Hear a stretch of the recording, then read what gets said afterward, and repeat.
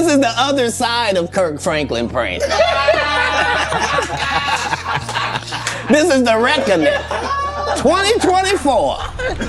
All my life, been grinding all my life. Sacrifice, hustle paid the price. Want a slice, got to roll the dice, that's why. All my life, I've been grinding all my life. Look, all my life, been grinding all my life. Sacrifice, hustle paid the price. Want a slice, got to roll the dice, that's why. All my life, I've been grinding all my life. Hello, welcome to another episode of Club Shay Shay. I am your host, Shannon Sharp. I'm also the proprietor of Club Shay Shay, the guy that's stopping by for conversation and a drink today. Ladies and gentlemen, you're gonna love him. Some call him one of the greatest comedians, dead or alive. One of America's greatest entertainers, one of the funniest men on the planet, world-renowned, multi-talented, a comedy legend. He's the top touring comedian selling out arenas. He's a hilarious storyteller, Emmy award-winning actor, voice actor, rapper, writer, producer, director, icon, genius, a national treasure, philanthropist, humanitarian, social activist, a father, one of the great funny men of our generation and any generation, Mr. Katt Williams. Thank you, sir. How was that magnificent. You are magnificent at intros, and you did not skimp on mine. I appreciate it. Appreciate that. Very nice. You know, anytime you come to Club Shay Shay, we have to toast. Yes. Bro, you've been doing it. I mean, you're one of the top one of the top touring comedians of all time. You already got started before we started taping. I did. Appreciate that. Tell the people at home. I thought they was lying, and yeah. This particular alcohol is stronger than you think it would be, probably by about 2. And unbelievably smoother and milder by the same maybe 30% than you could possibly expect. And unlike cognacs the world over, this one doesn't taste like wood at the end, and it doesn't taste like it's got artificial colors, and it doesn't taste like it's got artificial flavors. It's a fine product. He's a connoisseur. You can tell he's a cognac connoisseur. He understands the method that goes into making cognac. Right. Well, as a comedian, you get free drinks at the club. So all comedians either turn out to be connoisseurs like myself, right, or straight up and down alcoholics like 60% of Hollywood. Well, thanks for stopping by the club. I understand that you're very, very busy, and for you to take time out of your busy schedule and stop in today, we really, really appreciate it here at Club Shay Shay. So thanks for stopping by, Katt. And I needed you to know why I came by. Yeah, I need you to tell us why. People know I don't go everywhere. I'm not interested in talking to people unless it's like a Larry King or somebody of an amazing ilk that I would actually want to go talk to in real life. Okay. I don't do it so I can sell product, and I got things to sell, so let me come talk. You have a great product here, and as a fan base, we love the attention that you spend on the guest. We love how much work you've done, how well you know them, how prepared you are. The same things that we liked about you in football. You brought that on over to here, and that's why it resonates. And the reason I had to come is because you've made a safe place for the truth to be told. You know what I mean? Thank you. I appreciate that. And I have watched all of these lowbrow comedians come here and disrespect you in your face and tell you straight up lies. I'm talking about things that have never been heard in all of Black Hollywood. They feel comfortable sitting here and lying to you about it. You gonna set the record straight? Are you kidding me? You let Rickey Smiley sit here and you said out that mouth, you stole Friday After Next, the one I was in. I wish all of America fumbled a bit when that happened. And then he said some stuff that we haven't heard in 100 years in Hollywood. You ain't say nothing. This man told you he had Katt Williams' role. He was gonna be Money Mike. Wait. And Katt Williams was gonna be the Santa Claus. Now let's 3 quick points. 3 quick. You mean in Hollywood they cast a 5'5" black Santa Claus that weigh 145 pounds? That's your story. Your story is the Rickey Smiley that couldn't even do curse words because he had a Christian fan base. He was gonna play the pimp. Why you didn't ask him why has he played a woman in more movies than he's played a man? Well, I didn't know He shouldn't be able. You wouldn't let a athlete that been on steroids talk about one of the greats. Rickey Smiley can't act because Rickey Smiley can't act. He told you the story about when the movie came out. Where did he say he watched it? At home. He wasn't even at the premiere. You telling this man, you stole that. Oh, so he could get his name in the same sentence with a great one. It is sad. He was just that bitter when we were shooting it. He told everybody, it should have been my role. Everybody on the scene. Why do you think no cast member has ever said anything? He couldn't have played that role like you. I thought he was... Sir, no one... Why no... He was with KD? He beat up Terry Crews? Why nobody know this story? You talking about in Hollywood, they switched off roles. You take this and he... What? So Rickey Smiley knows this, and I don't know why he would lose a child and come on the air and start lying. That's why people believe in rituals right there. It's because, well, why would he lie? I don't know why liars lie, but I can tell you this. We auditioned in Los Angeles. Yes. I was audition number 201. 200 black comedians auditioned for the role of Money Mike with me. You're saying all 201 of us was auditioning and you had already had the role and had already shot the role in 4 days?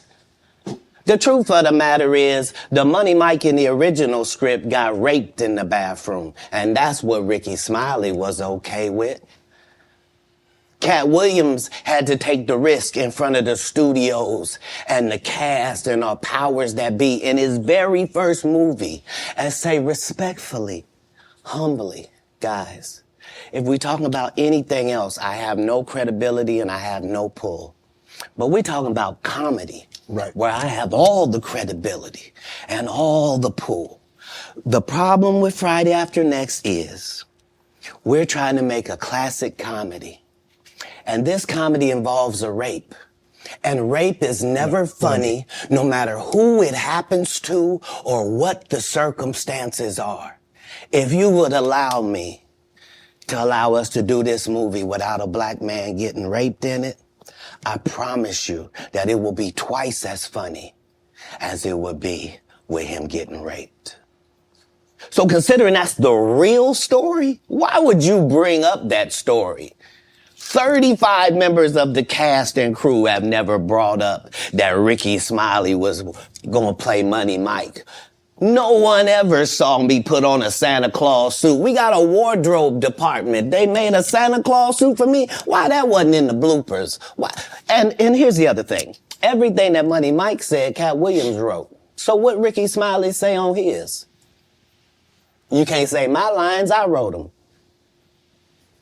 That's how I already know that I'm going to be funnier than you. What he told everybody was, Katt Williams, don't nobody know who he is. I'm on the radio. I'm with Steve and Said. Everybody know me. That's what he told everybody that would listen to on the set. That's the truth of the matter. He was so egregious, not now, then. He was so egregious that, and Hollywood has never heard this in 100 years. He was so egregious, I put in my contract that I won't work with Rickey Smiley again unless he's in a dress. Now, what was Rickey Smiley's next movie? Was it First Sunday?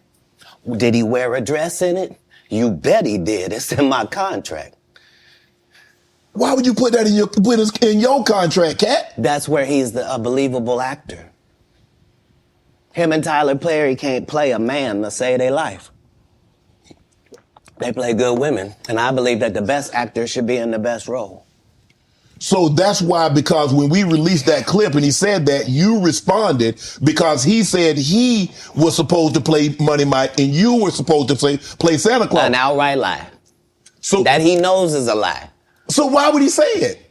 Because he's a liar. Nobody knows why liars lie. And that's why I had to come on the program. Cedric did the same thing. Cedric told you when you asked him, did you steal Katt Williams' joke? Yeah. He said, it don't line up. How it don't line up that I did it on TV in 2018? You came to see me at the Comedy Store do it in 2019 and then did it on the Kings of Comedy. Like, what doesn't line up? This is a televised joke that Mark Curry helped me punch up and get to the level that it was. The same Steve that went to go watch Mark Curry do his whole sitcom and then stole everything Mark Curry had. Now Steve got a sitcom where he the principal and he wear a suit and then he gets this high top fade, making all black men think he got the best lineup in the business. And it's a man unit. Then you asked it, why you not a movie star? I didn't want to be a movie star. This the same Negro that hated on Bernie with this same thing. I didn't want to be a movie star. No, you couldn't be a movie star. There are 30,000 new scripts in Hollywood every year. Not one of them asks for a country bumpkin black dude that can't talk good, baby, and look like Mr. Potato Head. There ain't none. You would have to have range. I played a lot of characters, 60 movie roles. I'm not playing Katt Williams in there. I don't know, Katt. We might not let you drink anymore the way I mean, we ain't even got... I'm not fueled by alcohol. I've had a sip, less than you. The truth don't need motivation. I'm just saying I can't let these dudes lie. Cedric sitting here telling you why he ain't a movie star. He over here look like a walrus. You didn't say nothing. He can't even get his arms off his stomach sitting over here. Why I'm not a movie star. What? It's a situation. He never wrote anything. Remember, when Cedric the Entertainer starts, he's supposed to be singing, dancing, and telling jokes. That's why he's called the Entertainer. Right. We found out he can't sing, can't dance, and doesn't write jokes. He did 4 comedy specials. They're so bad, Shannon, they're not available on Netflix or Tubi. Can I say that again for the audience? They're so bad that they're not available on Netflix or Tubi. You don't think Sam's a good comedian? The world doesn't think that, sir. I have 12 comedy specials. He has 4 specials that are not available on Netflix or Tubi. It seems to me, Katt, that you had a lot to get off your chest. No. You wanted to set the record straight. Winners are not allowed to allow losers to rewrite history. I don't say any of these things if my name is not breached by these people on your platform. If you give a liar a platform to lie, then I'm not being messy by saying, hold on, that never happened, it's untrue, and there are hundreds of witnesses for each thing I'm saying. So let me ask you this. What is your relationship with Steve Harvey, Rickey, Smiley, and Cedric the Entertainer as you sit here currently? For 30 years, they're a group. These aren't 3 random guys. The way that Rickey Smiley kept appearing at all of my auditions is because of Steven said he would tell anybody that, listen, they got a gang on that side. They know what it is. They know who the gang is. Why Earthquake not in movies? 'Cause he's illiterate. He can't read. And they found that out when they gave him a show and put the cards in front of him. Like, all of these dudes are co-entwined and they share secrets. And this is the age of truth. And the truth doesn't need to be scared of the fact that people tell lies. Katt's on drugs. Where are the stories? Why is there no story of anybody who ever sold a drug to me, did a drug with me, was around me when I was inebriated? I got 5 daughters. I got 5 sons. Why would we tell these ridiculous stories? Because it's competition. You feel like, well, why comedy guys can't just get along? Yes. Why didn't you get along with the other teams you were competing against? If you're a Denver Bronco, why you don't get along with the Cowboys? Something wrong with you? But I don't disagree. I don't dislike all the Cowboys. Katt, damn, you like this? No, that's not. Okay, what comedians do you like? Did you play against the team? Yes. I've taken 46 comedians with me on the road. 46. Okay. I'm not the comedian you can give that to. I only put on comedians that are funnier than me. Anybody that ever told you differently was a fat Faison liar. There's nobody like me in the business. Faison just caught a stray. Faison said that getting a Netflix special is easy. I have 12 specials. Guess how many Faison got? 0. So why is he easy. allowed to have conversations about real stand-up people? We do not let people who are on the juice discuss real athletes. That's all. As a journalist. That's all. That's all I'm saying. Okay. I don't harbor any resentment to any of these entities because I can't be jealous. I've never seen them have anything that I ever wanted.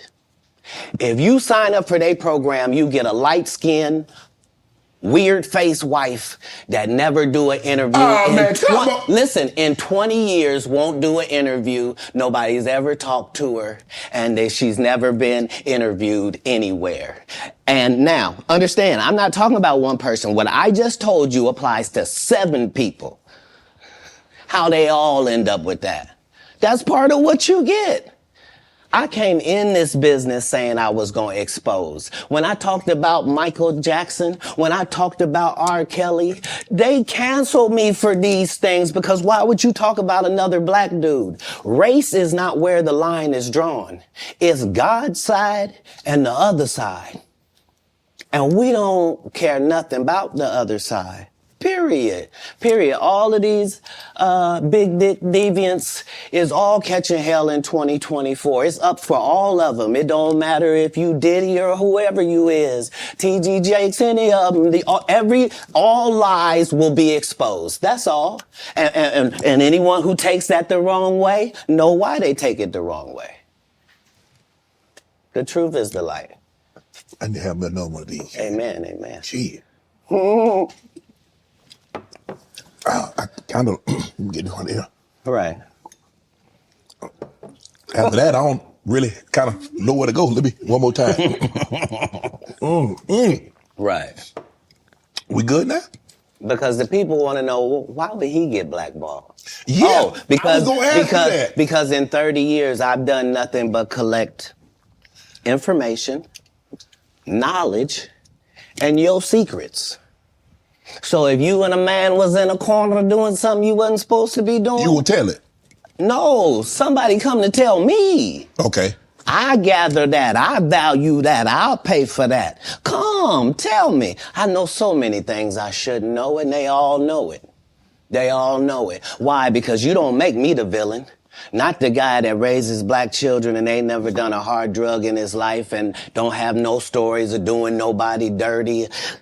And they'll just go out and they'll lie. The industry doesn't mess with Katt because he didn't show up for the studio.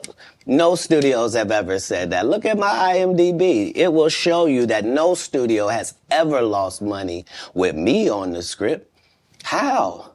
That's why I'm saying, that's why I can't let Rickey Smiley say he was supposed to play Money Mike. Because I wrote the words for Money Mike. I designed the hair for Money Mike. I collaborated with the wardrobe department and made outfits to make sure that no one in America would be wearing what Money Mike was wearing. I told them to go get the Prowler. I then told them to paint it purple. I told them don't have an actor playing a pimp. We could get an actual pimp, Archbishop Magic Don Juan to play. I did far too much work for somebody to come years later and try to tag along just for their own self-aggrandizement. Why didn't Cube set the record straight? Terry Crews could have set the record straight. Mike Epps could have set the record straight. Why none of them set the record straight? That's what you were supposed to ask him when he told you those lies that But I no didn't one's know it ever was a heard. lie. Right, but he's telling you something no one's ever heard of. Nobody has ever heard, Ben Affleck and Matt Damon was in a movie and somebody said, y'all should switch roles. This is a business. But that's the thing, Katt. Normally when people are giving you information, I'm thinking I'm hearing it for the first time and they're giving information no one else knows or has ever heard. So I'm taking them at face value. These are like, this is like Steve Harvey telling people he used to be homeless. That's my story. That's not his story. Steve Harvey wasn't never homeless. When Mark Curry was touring with him 25 years ago, he was making $3,000 a show in cash and doing 5 shows a week. They just tell the stories. Thanks to my wife, I'm where I am. You said that about the first wife. You forget that? You told us it was her. Then you went and married somebody else that think like a man. Like, what are you talking about? They think they can rewrite history. Guy Torrey did a beautiful special about the Comedy Store and Fat Tuesday, where he said that Steve and Cedric and Kevin Hart and Tiffany Haddish came through there and made... All lies. Steve and Cedric never performed at the Comedy Store at all. Tiffany was only seen at the Laugh Factory.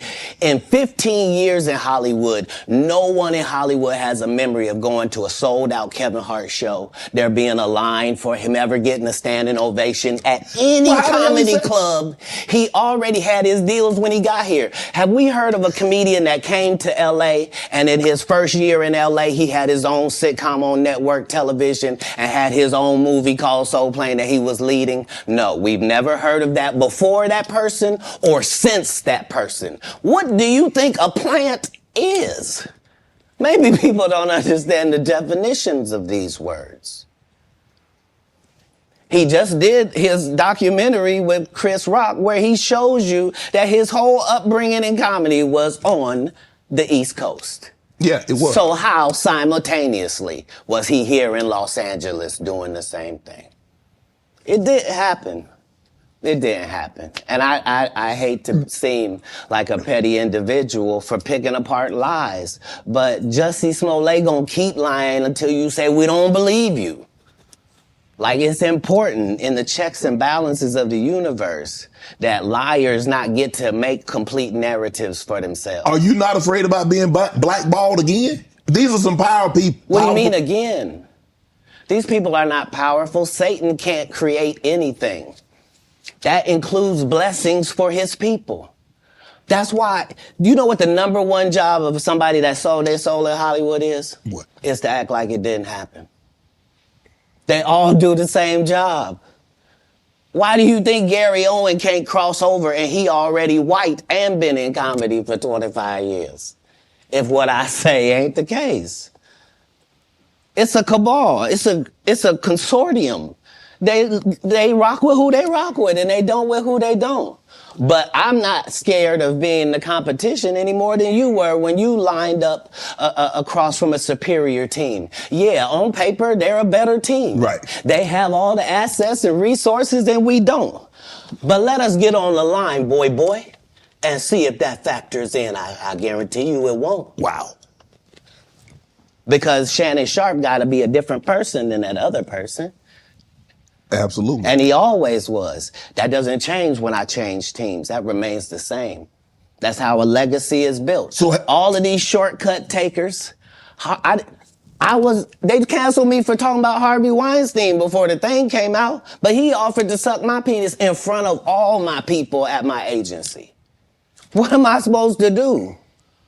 He did all of that. I'm thinking I'm the only black person on the script. I get there, it's 3 other black guys on there. Woo! Huh. So you wonder what they did to get there. I told him no. What y'all do? And this is why when I walk in a room, heads go down. Behind my back, I'm nothing. I'm just a regular old comedian that's bitter and jealous. But in my face, no. The king has walked in and they have to respect it only because I've not taken the shortcuts. I've not been funded. They pay you to not talk about things they don't want you to talk about. They tell you that themselves. I can't do that because Steve told you that he stopped doing stand-up because he had 7 TV shows. The only problem is when he stopped stand-up, he didn't have those 7 TV shows. He stopped stand-up because he got in a comedy battle called the Championship of Stand-Up Comedy with one Katt Williams in Detroit in front of 10,000 people and lost because Katt Williams said he was actually bald and that was a wig. And I went in, and that's why he couldn't do stand-up anymore. Imagine him coming to tell you another story where he got so big and it was Bernie and them's fault because they wanted to be movie stars. What? You called Ocean 11 to get that nigga's part. What do you mean you didn't want to be a movie star?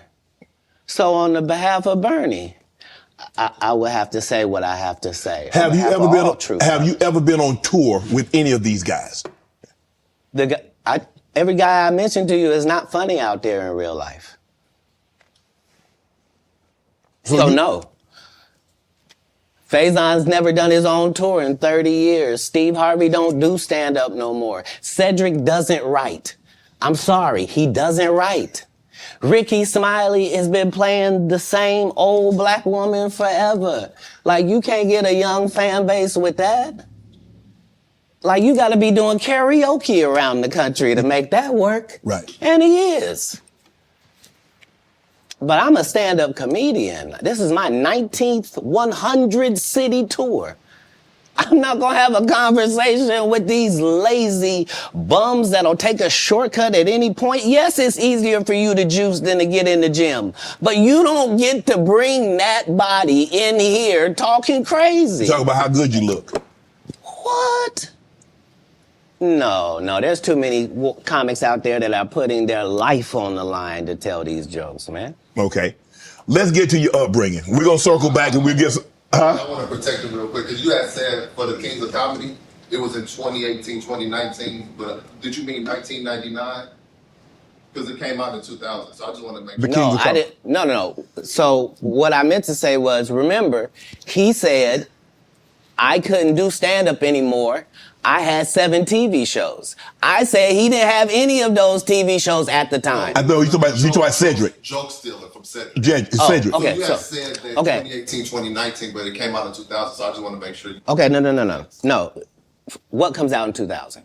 The original Kings of Comedy. Right. I'm on BET's Comic View, and they're using this as the commercial in 1998. Okay. That's why I'm saying, yeah. So if I said the dates wrong, So let's go back and clear that up. Okay. You said, yeah, I had Cedric on here, and I asked him about the joke stealing, and he said the timeline doesn't add up. Correct. To that point, you say. Right. So he thought that I was just a no-name comedian and that he could take this joke and nobody would know. Right. The issue was that I had already done this particular joke on BET's Comic View twice. Right. It had done so well on BET's Comic View that they had made it part of the commercial. So part of the commercial of make sure you tune in to BET was you seeing me doing this joke. Right. And this joke is one of those jokes in comedy where you set it up and it takes a little longer to set it up, takes about 3 minutes, but then you're just hitting them with jokes after that because you don't have to set it up. Right. Mark Curry had already helped me work on this joke because I thought it was good because I was getting a standing ovation on it. He had me go back in the lab and help me craft it to be an even more powerful joke. So this is not just a random joke. This is my very best joke, and it's my last joke, and it's my closing joke. Okay. 1998, I'm doing this joke. It's on Comic View. Cedric comes to the Comedy Store. He watches me in the audience. He comes backstage. He tells me what a great job I did and how much he loves the joke. 2 years later, he's doing that as his last joke on the Kings of Comedy. And he's doing it verbatim. He's just changed my car into a spaceship.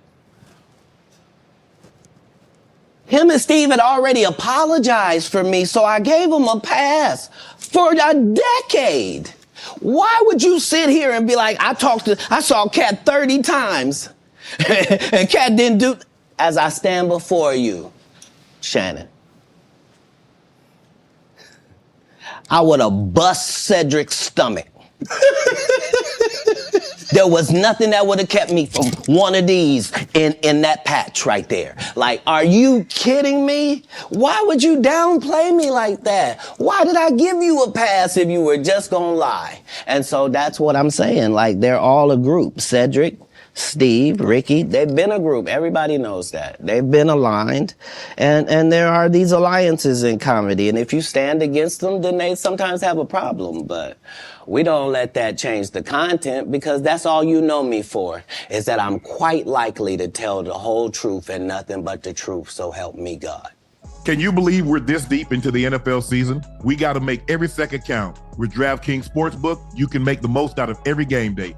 Bet on your favorite teams for a shot at winning big bucks. New customers can score $150 instantly in bonus bets for betting $5 on any matchup. Get in on the action with DraftKings Sportsbook, an official sports betting partner of the NFL. Download the app now. use code Shannon. New customers can score $150 instantly in bonus bets for betting just $5 on the NFL.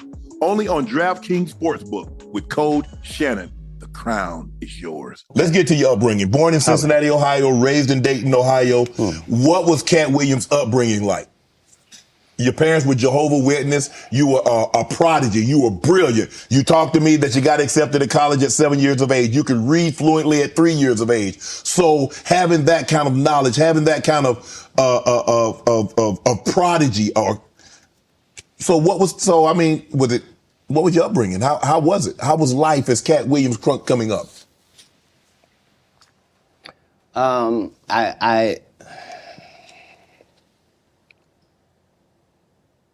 I was often confused because I knew things and I wasn't sure how I knew them. I knew things that I felt like I don't have a reason that I know this, but I love to read. I was voracious because they told me when I was young that knowledge was powerful. That knowledge was power, and I had studied powerful people, and I really believed that. I immediately.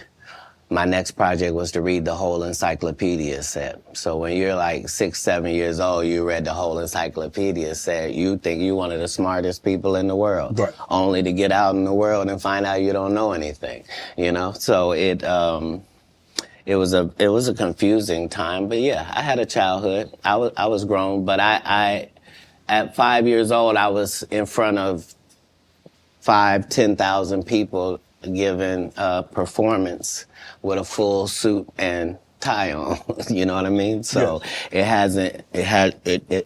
It came full circle for my life. I knew that the applause and the giving of information and laughs and truth to people somehow benefited them and also benefited you. And yeah, so when they would ask me what I wanted to be, everything that I would say that I wanted to be was something that didn't exist. And they would never give me credit for it because I needed to say a doctor or a lawyer, but that's not what I wanted to be. So your parents weren't as supportive as you would have hoped because you were wanting to be things when you got older that they had no knowledge of or it didn't exist at the time? No, it wasn't that. It was... I'm saying I'm almost 100 years old right now, but if we go outside right now, I can run a 4.340 or sub. I can do a 4.16 if I'm Oh, there's Jimmy John's across the street. We can order a sub. But you've been on the submarine. That what you sub? So back then it was even greater. So you got this guy that all the coaches want to play. Man, Katt, don't do that. Hold on, because I'm 5'5" in the 5th grade. I've been this high my whole life. Like there was a portion of school where I was one of the big dudes. Like as soon as everybody caught their growth spurt, I was out of there. But I'm saying I was a competitive individual. My father was an athlete. I can see that. Like, no, I've been 145 pounds my whole career. That's why I never bothered when they said, your Katt's on drugs. I knew, how you gonna prove that?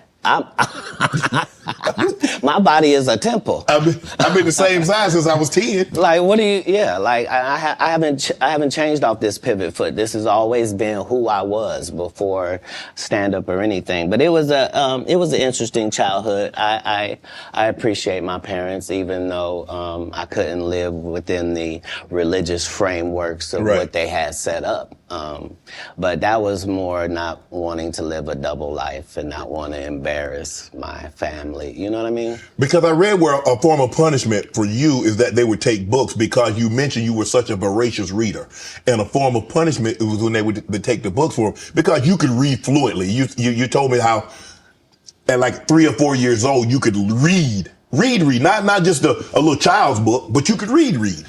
Well, I'm saying when we go to Haiti to do missionary work, understand that my mother and my father, nobody that's there with us speaks French. And, it speaks Creole and reads French.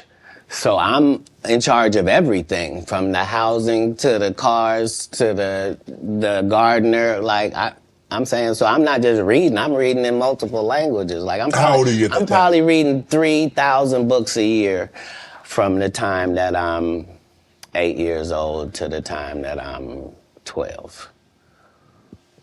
No fiction books at all.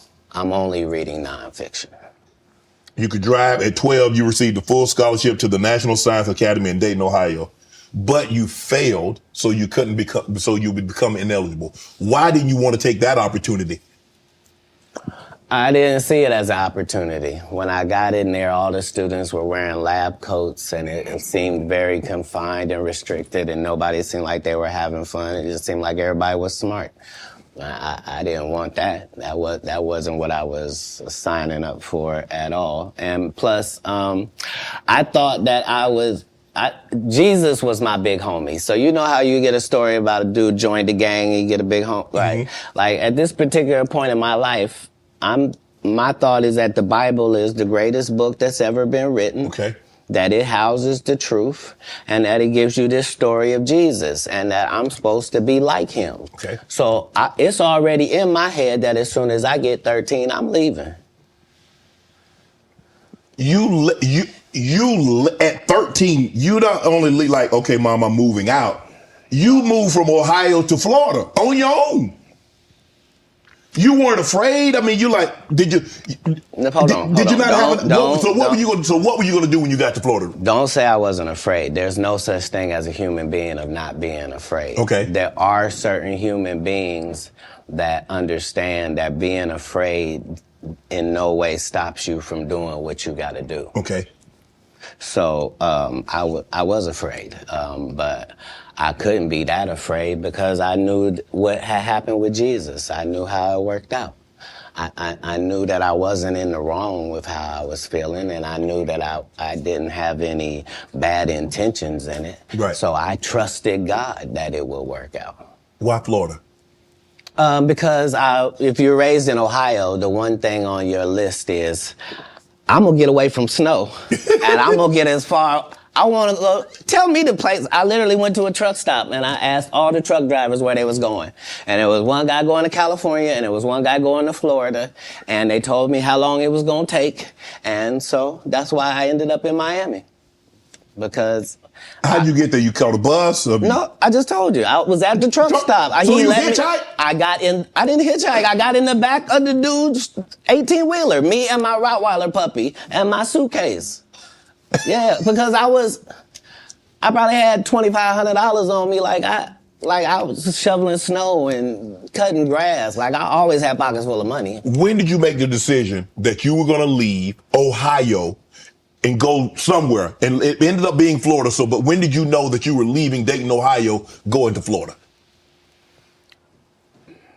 In my father and I's last interaction,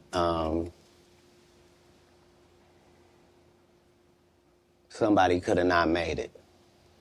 And we both understood that was all bad.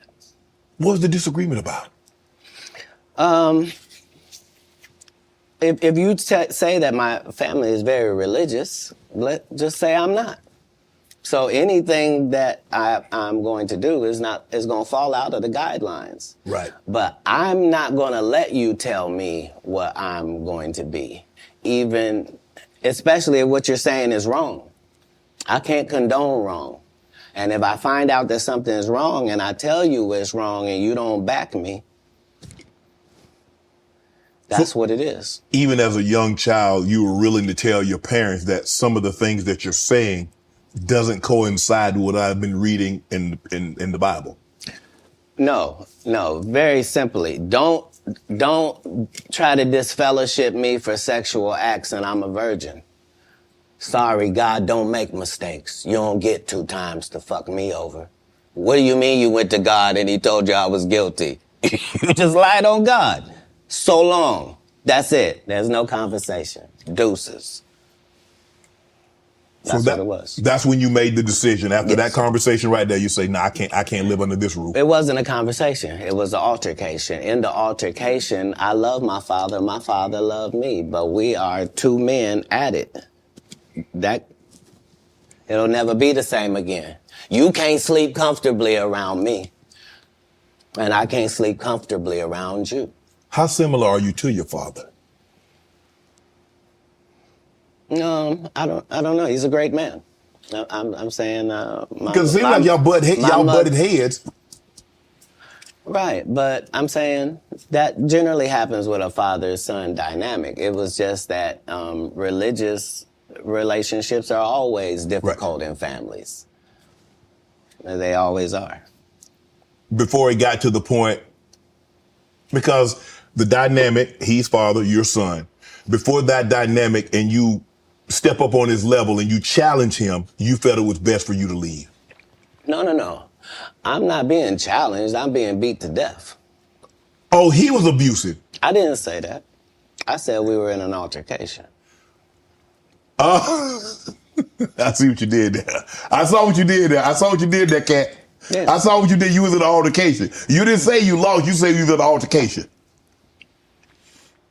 I in no way gave you the impression that I won anything. I'm the one leaving. I'm out of bounds. This is his house. Right. Yeah. So as long as I'm going to be under his roof, there are certain things that I'm going to have to do. Right. And the only way that's going to change is either this or that.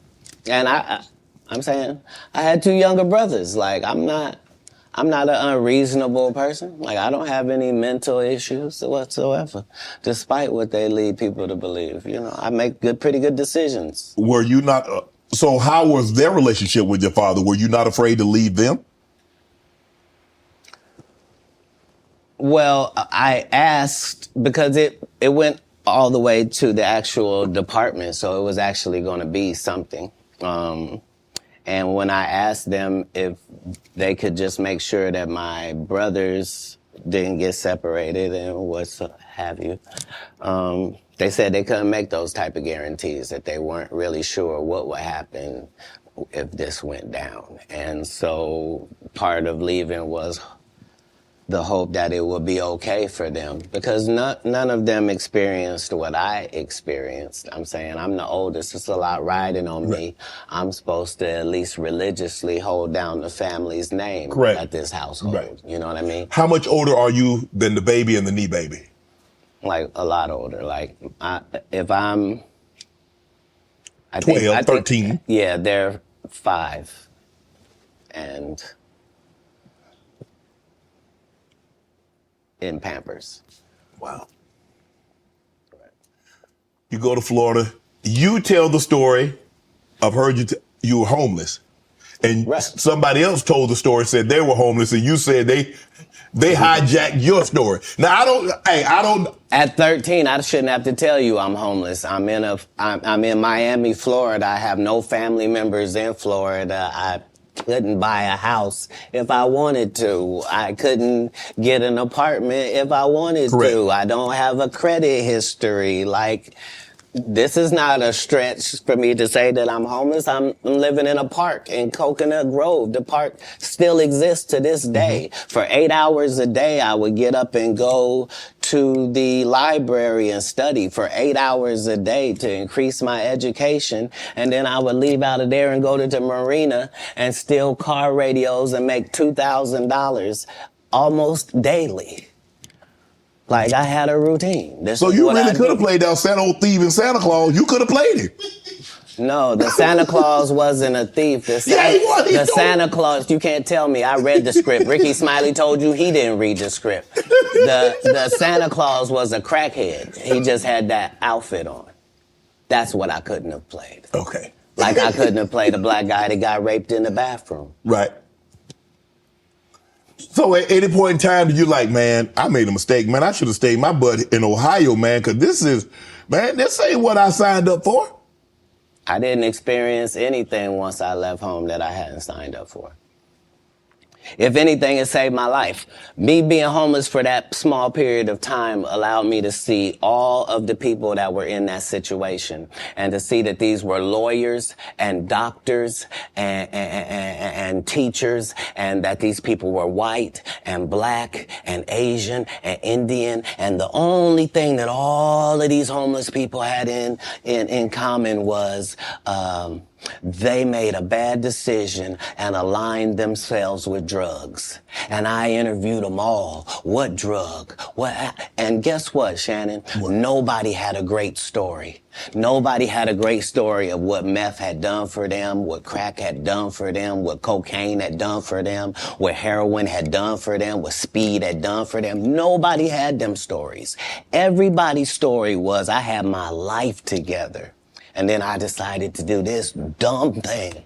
And I lost my wife, I lost my house, I lost my cars, I lost my reputation, and I'm now out here sucking penis in the woods. What? Talk about scared straight. You ain't got to worry about me. If it ain't weed or nicotine, you won't see me touching it. I don't want no parts. I done seen what these things can do to people. Anything that take over your free will is the devil itself. Have you ever thought about what your life would have been had you stayed in Dayton, Ohio? No. That's like asking somebody that's in the NBA for 14 years, like, what would have happened if you didn't come to the NBA? Oh, I shudder to think. I thought it was what I was made for. I thought it was what I was built for. Anybody that knows me will tell you that when they first met Katt Williams, when I was Cat in the Hat, and they tell these stories about how he changed his name. Look, the truth of the matter is Disney sued me. Yeah, I was Cat in the Hat. They sent me a cease and desist letter, and I'm not even making $25,000 a year. And the mega company Disney has sent me a cease and desist telling me I can't use any variations of that name. Fine, I'm Katt Williams. That's all that happened. I have been this same product the entire time. They will tell you when they first saw me doing stand-up, I was just like this. This is what I bring. This is my style. When did you know were you always funny? Did you always want to be a comedian? Did you stumble on a comedianship? No, I loved what they did. And so I studied them, all of them. I studied all of the white comedians because I wanted to know, why is Monty Python funny? Why is Don not so talented? I wanted to know, what is George Carlin's thing? Like, so I studied all of the comedy masters regardless of the field because I loved to laugh. Mm-hmm. I didn't know that these people were making a great living at doing this. I thought this is just what they did. They tell jokes. They're funny people. But I loved the craft. And that's why when I got into the craft, I thought it was my obligation to make sure that I kept writing new material so much that it forced these comedians to stop doing the set they've been doing for 10 years and keep writing some new stuff. And I knew that if I could get that to take on, that most of these bums would have to just quit comedy because they can't keep up. They're not going to keep writing an hour worth of material. Right. I've written an hour worth of material 19 times. They're not going to do it. Why? Because they're not creative writers. They want to get somebody else and have them write it and put it together. So if I'm listening to you correct me if I'm wrong. I think the best thing that ever happened was the internet, because now they have to. Because normally, like you said, you could do a set and you do that set in Kansas City. People ain't heard it in San Francisco. People ain't heard it in Miami. They ain't heard it in Detroit, Chicago, Atlanta, so forth and so on. Now you do a set, it's on the internet. Somebody heard it. So you can't do a set and make it last 3 months, 4 months. Well, it doesn't allow the regular comic the ability to grow is the real problem. Like, the part of comedy is me taking these jokes in January, and by March, I've begun to craft this joke. Okay. It's not as simple as it was. When I wrote it, it was just da-da-da-da-da. But now it has the complexities of the fact that I'm having to deliver this to an East Coast audience, a down South audience, a Midwest audience, a Utah audience, a Colorado audience. And so it begins to take on a different complexion because you're having to deliver it to different people. Okay. And so So this is what sharpens your joke. You then take those sharpened jokes and make a special. Not you just randomly take some. So it's a process. You don't allow them to process if the first time the guy did the joke, now that's his joke and the joke is everywhere. That just sets it up for people to steal. So how many times must you tell a joke before you master it? How many times have you had to sleep with a woman before you're done with her? That's not fair. If it's great, never. if it ceases to have usefulness, so it has been spoken. Right. I read that you was raised in Florida. You had some help, some ladies of the night. No. That's not true. No, that whole story doesn't take place in Florida. That story takes place in Oklahoma City. Okay. So after I'm in Florida, I then join, I try to join the Marine Corps and they won't accept me because I'm too young and I've lied and told them I'm 16 and my family's moving down and I don't have my ID, but it's coming. And so they let me go to the boot camp. That's not going to work now. Okay. So I've learned that lesson. Right. So then I get this job selling stuff door to door. Across the country. And so I've been to all 50 states. Again, I'm 14 years old. So I did that. While I'm doing that, one of the places I'm in Oklahoma. And I've decided I'm going to stay here because of meeting these ladies that you're talking about and that situation. I don't know at the time why that's important in my life or why it's something I should be doing or any of that. But now later on, it certainly helps me in formulating Money Mike for Friday After Next. Right. And Pimp Named Slickback for the Boondocks. Oklahoma, so San Francisco, Oklahoma, Sacramento. From Florida, you moved to the West Coast. So you traveling. When did you set up shop on the West Coast? How old were you then? So I guess I'm 18 or younger, and once I have a child, I realize that I can't. It's a lot of things that I could use to make money that now is a no-go. So anything with street aspirations that I might have thought about pursuing or been good at, I now am a single parent and I gotta redo this thing. So I need comedy to really work out for me. Right. And me and God go into extreme conversation where I'm explaining to him that I'm a crash out dummy if he don't send me a lifeline. Like I need something I can hold on to. Before I had left Florida, I did stand up one time because we was trying to get in the club. I didn't have ID. So I said I was a comedian. They ended up having me do 5 minutes. But I kept that in my head that I had done that.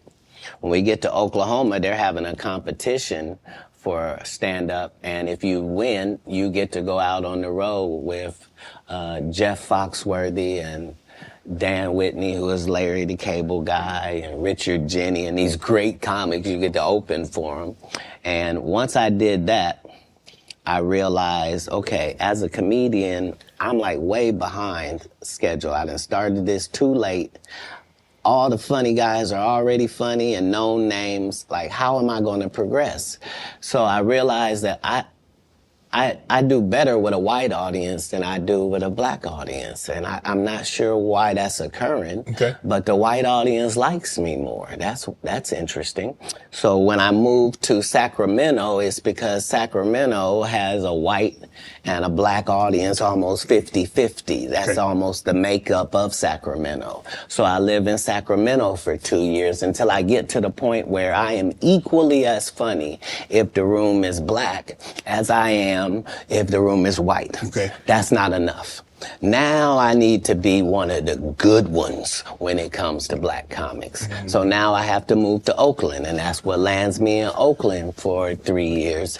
Once I have dominated male black comedy in Oakland to my liking, now I'm prepared to go to Los Angeles now. Now I know you can't throw me any curveballs. If it's a white audience, if it's a black audience, no matter what they are, I'm prepared to deal with all of the audiences. Do you write jokes according to the audience that you're going to be in front of, or is your joke universal? Well, in the beginning, part of my framework is that I'm tailoring every show to this audience. Okay. And that's how I was able to show my range and show that I was better than my competitors, is that I'm Katt Williams, but I was still doing clean comedy. So I was still going to churches and doing 45 minutes of stand-up at the church with no curse words, no sex, drug material, no none of that, just straight stand-up. And then I was doing everything else. And at the regular club. Yeah, that was the range, is that when in Rome, do as the Romans do. So that's how I started. But as you begin to get better, you begin to be able to speak to your entire fan base. And that's really what's been helpful, is that I've been having the same conversation with my fan base for 12 comedy specials. Is that what set Katt Williams apart? Is your range? Is that you can do a comedy, do 45 minutes in the church. I can go to a comedy club in front of 250, or I can go into an arena with 15,000. That's range, because everybody can't do that, Katt. Well, if that's what range is called, then yeah, it's range. But I like the people I'm talking to. Mm-hmm. You see what I'm saying? So it's not like it can't be condescending, because I'm talking to my white male friend when I'm telling that white joke. Right. When I'm talking about this joke about this black lady, I know that black lady. That's who I'm talking to.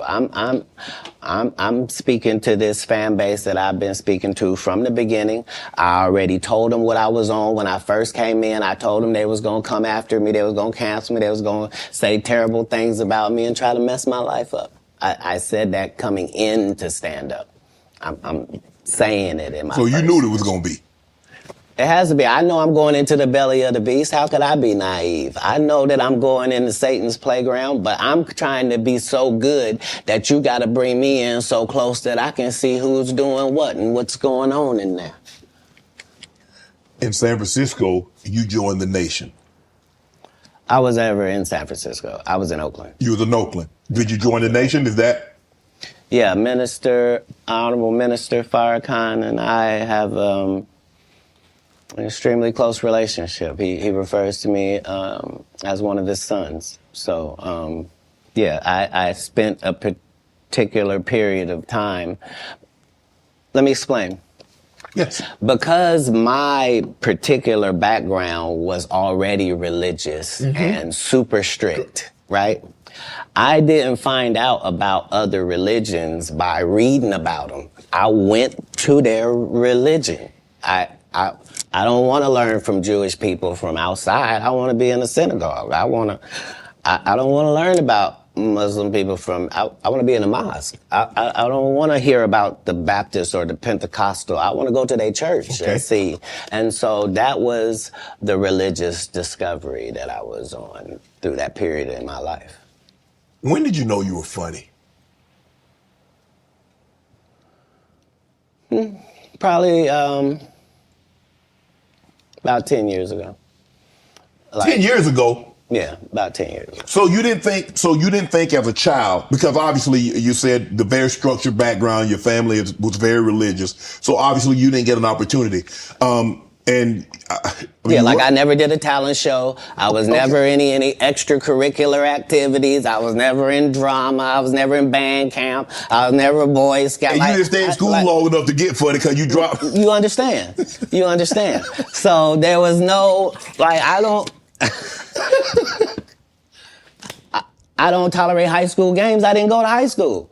I don't know how most of the games they think I play, I'm not even aware of them. But Katt, for you to get on stage, and like I said, a lot of people, like a lot of comedians, I had a few here, they're like, okay, I told jokes to get girls, I told jokes to, get people to laugh at someone else. Yeah. But you is like, you say you did comedy one time in Florida. Yeah. And you had this other opportunity, like in Oklahoma, that they were going to take you out if you won the talent show. You was going to go on the road with these well-known comedians. And I did. But I'm just saying, how in Florida at 13, 14 years of age, you like 16, I can do that. Well, because I knew that there were a lot of other things I could do. Like when I looked at drug dealers, I thought I could do that. Yeah. You but see that's what I'm saying? easy. So right. And who doesn't like that? Right. Yeah. I'm trying to figure out how I'm gonna make it. But now that I gotta do it on this side, but no, your question was, when did I think I was funny? I never was my biggest fan. To this day, I'm not the biggest fan. I'm a fan of comedy. I like great comedians. Like, I like Chappelle. I like Patrice O'Neal. Like, I like the greats of comedy because I do. Like, I like Ron White. I like Bill Engvall. Like, I know comics. Like, people that did the craft, they raised me. I was touring with Steve Marmel and Richard Jenny and real journeymen. Mm-hmm. So my comedy upbringing was standard.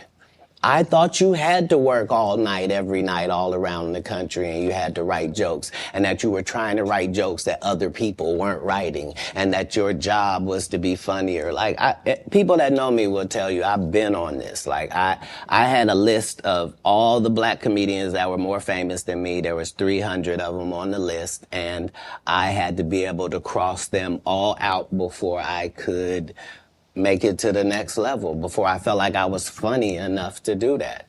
And so I appreciate what competition does for sports and for my particular sport.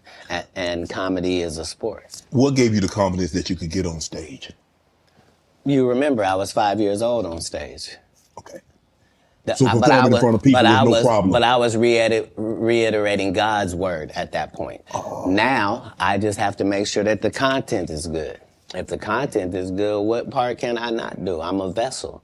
He's given me these gifts to be able to do certain things. So I just want to utilize them in my craft. That's all. Do you remember your first set? Mm-hmm. How long? 5, 10 minutes? No.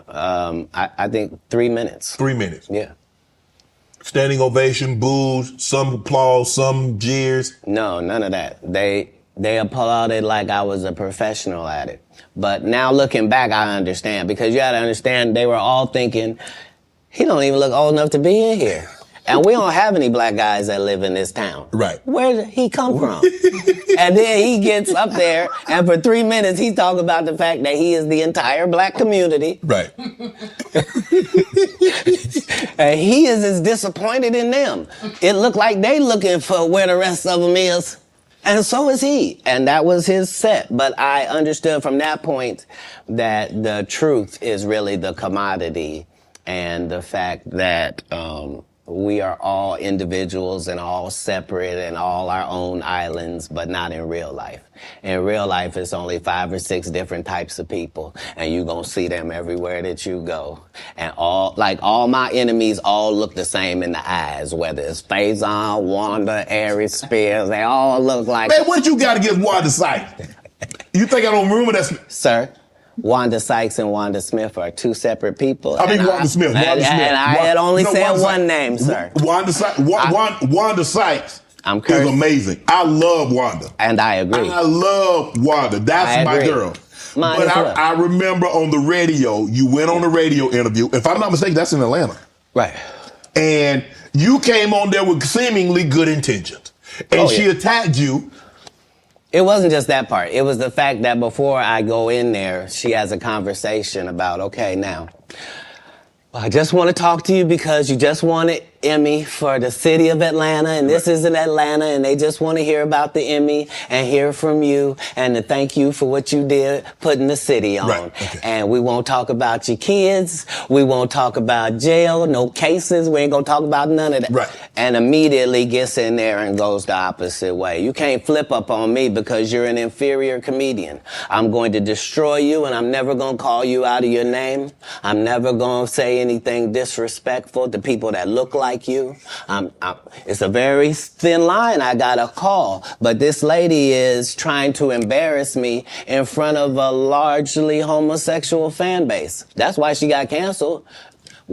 Gay people don't take it kindly that you would, as a derogatory, call me gay. Gay people don't feel like it's derogatory. So why are you trying to shame me with something in a community I don't even belong in? There's no gay people saying I belong over there or been over there. You did, but I have no hatred of over there, and how dare you? You did a number on it, though. Hey. You did a number on it. That's legendary. No, you either believe in karma or you don't.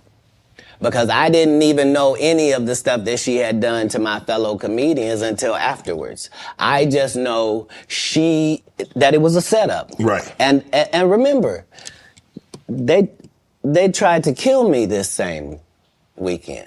Not in jokes, with a real gun in my real face on real camera. Understand I'm losing my life for participating in something that goes along with my job. Like, it's two comedians, what do you mean? And the world was okay with it because it was me. Had that happened to anyone else, the world went crazy when Will smacked Chris. This is a person pulling a whole gun on a comedian in the confines of their job. It's really a weird situation when they hate you that bad. Yeah. Yeah. You felt she hated you at that moment because you mentioned that she said it was going to be very professional. Oh, you won an Emmy, congratulations, you put the city on, you own for the city, yada, yada, yada. And now, did she mention anything about the Emmy on camera? I believe you saw the video and you know that none of that took place. See, the issue is that all the comedians have to come do these radio stations because you have to sell your tickets. And so that means you have to go to the radio station. Yes. I don't go to the radio station and I don't make posts to sell tickets. I just don't. So you've not seen me. I'm not here in some subservient position where somebody sent me over. You here out of the kindness of your heart. You are.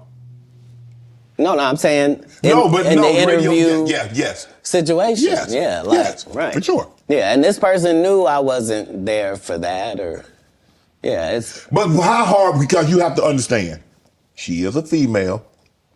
And so you have to be careful. You have to handle her with kid gloves. Sir. You want to go ahead and take that out? You don't want to be against equality, do you? No. What you just said was very unequal, sir. Bruh, I think maybe you've had enough of this. Because I think I just heard you say that women are not equal and should be treated unequally. They want to be treated. You mean equal. as a comedian? No. Listen, you understand and I understand. Yeah. In certain situations, they want to be treated equal. Not all situations. And what part of what you saw her get? She deserved everything you gave her. What part would have been different if she was a man? It would have just been more vicious. Yeah, that's my point. I took all the vicious and venom away because I didn't have any. Plus, I understood. I'm not trying to offend black women with short hair. I'm not trying to offend heavyset women. I'm not trying to upset fellow comedians. I'm not trying to do any of that, and I am qualified to be able to do none of that and still eviscerate you because I'm smart enough to know that I need to say that you have gnarled fingers because I know your limited education means you don't know what the word means. So you can't possibly respond to it. You're not sure of the meaning. And I'm going to continue hitting you because this is what comedians do. Right. You've been masquerading that you're a comedian too. And that's the fallacy. So nobody in boxing fights out of their weight class. If you're a 130 pounder, you don't just show up with the 160 pounders. You stay in your weight class. Is that what you wanted to do? No. That she was out of her league when it came to... Because I didn't want to do any of it. I know you didn't want to, but once she took it there, did you feel that you had to go there? Oh, where? You could have said, Wanda, I didn't come here for that. I just want to do the interview. I just want to talk about what happened. Oh, you misunderstand my job. My job is to be funny. My job is to be funny first. My first job is to be funny. My second job is to be respectful. My Third job is to be immaculate and Gaza strip it. That's non-political. I'm saying, if you do it, you let a terrorist accidentally touch over here, and I won't stop burning you down until there ain't nothing left. It'll literally be rubble on top of rubble, and I'll still be bombing. Why? Because that's why you should mind your business. This is what F around and find out is about. Right. Have you ever been booed, Katt?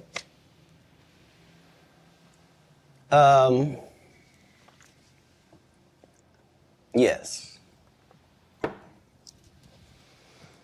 Yeah. I have. What was that feeling like? Did it like want to give up? Because because when you have, I don't know how early it was in your career. Obviously it hadn't been I don't think it's in the last decade because you've been immaculate. Have you ever dropped a pass? I have. I've been booed too. You know the little segment between everything is fine and I got it, and then you noticing where it is now? Mm-hmm.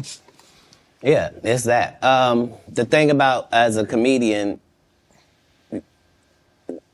the audience's opinion is the only opinion that matters, not you, the writer, not none of that. And so I don't think any comedian has ever been booed unnecessarily either. They deserve it. Oh yeah. I'm saying, what do they say when a guy shoots the air ball in the NBA? They say air ball to make sure everybody knows. But again, he still got to get back on D. Right. Like the game didn't end. He don't get to throw his hands up and sulk. Right. That's supposed to be used as a learning experience. Most comedians don't get booed enough. I mean, this is how you end up with a Michael Blackson who's a real African doing a fake African accent. Okay, this guy is mad at me. All I did was give him the best advice of his life. Remember, he was wearing dirty dashikis. And I told him he needed to dress to be in the position that he's trying to say that he's in. And if you're the African king of comedy, sir, there's actually comedians in Africa doing comedy. If you're going to say that, you got to go to Africa and get a school, dude. Everybody you got to put in some work. And these guys, they take my advice. They change their whole persona. And then they hate me for it. And generally, I'm just too big to comment or make a statement about it or do a live or any of that. But when it gets to be a whole grouping of these guys, I gotta come and talk to Shannon. I gotta lay it down at the altar. You know every comedian. This is the other side of Kirk Franklin prank. This is the reckoning. 2024. The reckoning. You watch that. You know every comedian that's been on my show. You watched every episode. That's not what you said. You said I know every comedian. You know every comedian. You're limiting me. Oh, you watched every episode because you know things. You know things. That's always where I'm trying to come from, whether it's comedic or otherwise. That's why even if you see me get arrested 10 times in a row on TV, as a fan of mine, you can be like, he finna be right out. Yeah, but they just said he didn't do it. He couldn't have. It's stupid. Why would he do something stupid knowing he got to come back and talk to us? Nah, they respect that every time it happens, I'm going to be free as a bird sitting out here talking to you about it, that it really was what I said it was. That's all. You end up, you come down, you're in L.A. Yeah. Now, I'm reading Katt Williams won Cedric the Entertainer's and Anheuser-Busch Best Los Angeles Comic Award. Did you win that award, won Katt Williams? It's a simple yes or no. It's not a rhetorical question. It's a question that probably should have been asked to Cedric the Entertainer. I'm asking you. I got you here, though. I know. I couldn't believe Cedric didn't get asked that question. You still a dude's joking and giving an award, and then 10 years later, you don't know nothing about it. Hey, but I promise you this. What? If he sees me again before he sees you, he'll be talking different when you see him. That's for certain. That's the difference. That's what these comics understand, is that I'm not doing nothing for clout. I don't even recognize clout. But eventually the Lord is going to let me and you be in one hallway. A lot of these dudes go... Kevin Hart done went 25 years without ever being in the same building with me at the same time. If I go in the building, he walk out. You've never seen us in the same building ever in 25 years. Like, it's like that. Why? Why? Yes. Because I'm really the product. It's not what you think. I am never under the influence of anything. I'm always in my right mind. I'm always a physical specimen. And when you see me, I'm much, much bigger than you had thought. I have far less play in me than you would like. And I'm relentless. I'm out there. I'm still, to this day, I play 11 games of basketball with a 20-year-old. The record is 92-6. This is just in the yard, just to the rack, just cause. You work out, Cat? You work out, Cat? Not to the gym. You don't work out in the gym? You do push-ups, sit-ups? My whole life it was just push-ups and sit-ups only. I would do like 100 push-ups a day. Just. I thought you were gonna say 1,000. No. Because this is literally every day. Right. This is not for the gram. You know what I mean? Like literally 100 a day. And I would do push-ups, and then I tore both my rotator cuffs. And so it was only thanks to golf that I was even able to get my You a golfer now? back. I've been a golfer for quite some time. My short game is impeccable. I can't get you but 2 and some change off of the tee. Off the tee, but I'm still coming in for par guaranteed. Are you playing for the tips? No. I've found that you don't get anything for that. It seems very egomaniacal. They go, hey, Katt, for free, you can go further back. Hey, what? Wait a minute, does it still count the same? Hey, I'm up at the ladies' tee. Don't tell me my pronouns. On the golf course, I'm she, her, him, them, and they. Whoever at the front tee. I know we're joking, we're having a great conversation, but you did win the award. How did the award help your career? It had to help something, Katt. Nope. God, come on, Katt. I didn't remember it happened to you, just said it. How can Cedric give you an award that was worth something? Everything Cedric and Rickey Smiley ever been in got canceled for not being funny. Rickey sat here and told you that they cut him out of every movie he did. They always had a reason. Like,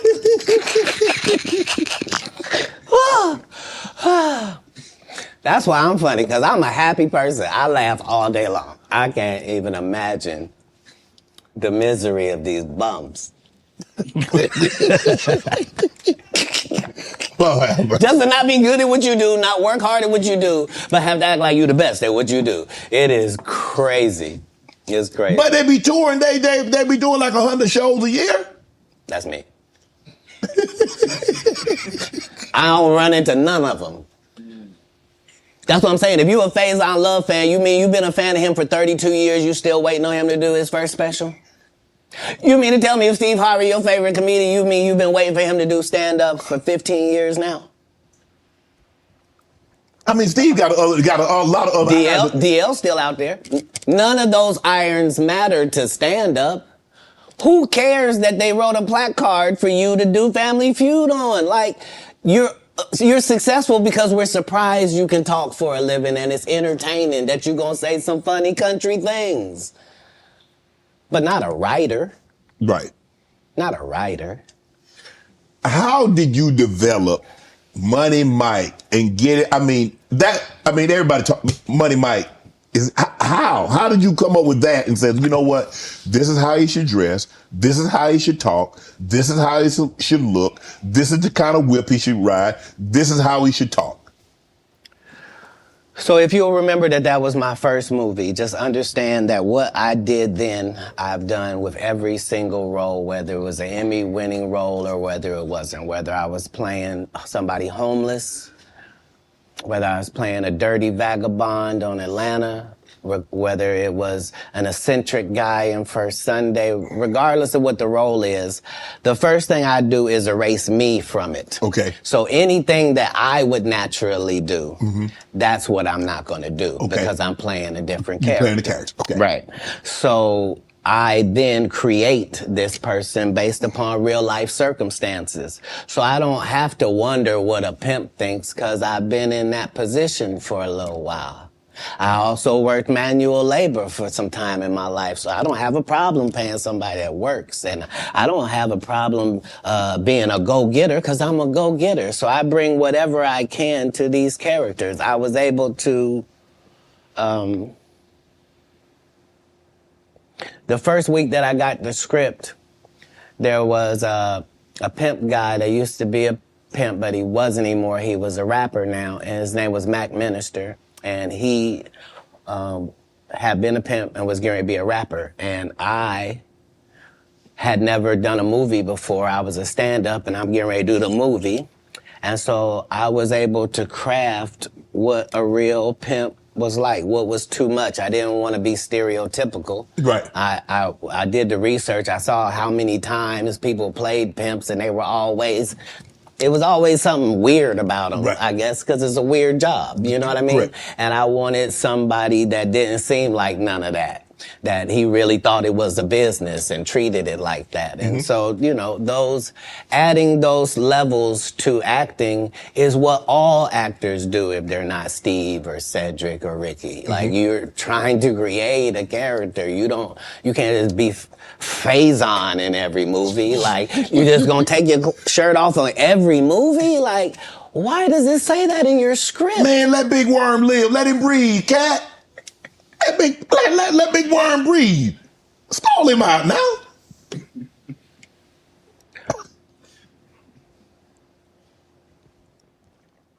You having an unnatural allegiance to losers is not like you. No, I ain't got no allegiance to the man. But you got to admit the role that he played, Big Perm in Friday now. You got to give him credit for the role now. Come on now.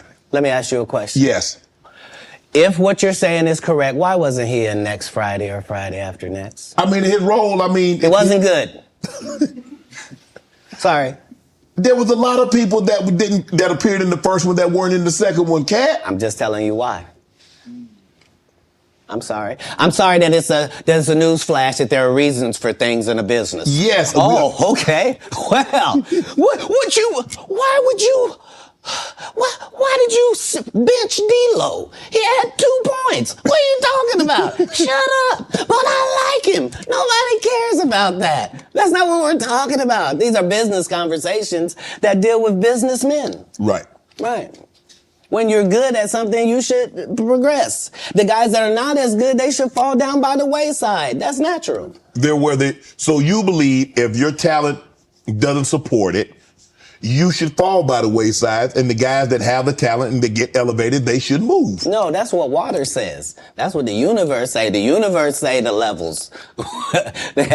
No, not I say. Who am I? I'm nobody. But I'm working every day as if I think that's what should happen.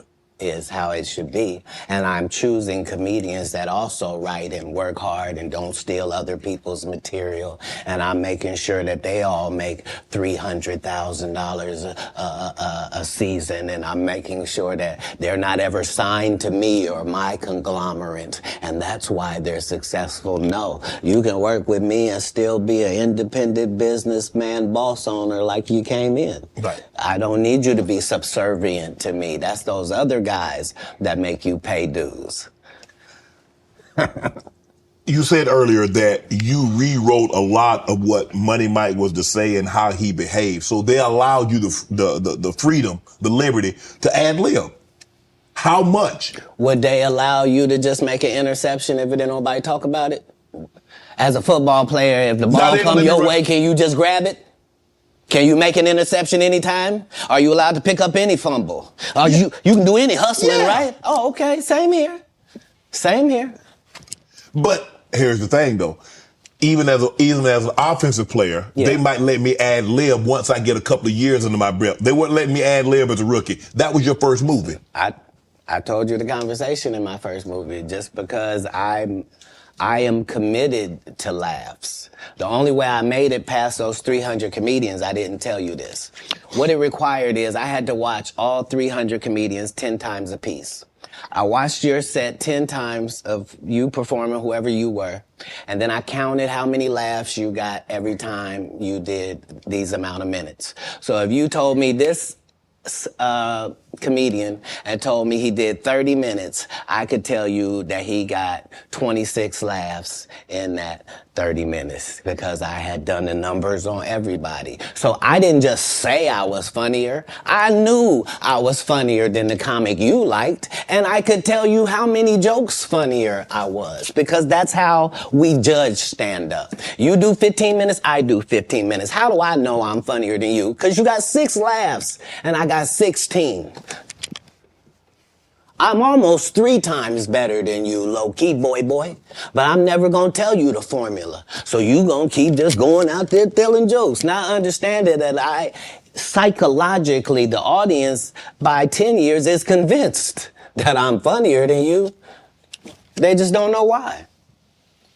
Because I'm putting out more content, better.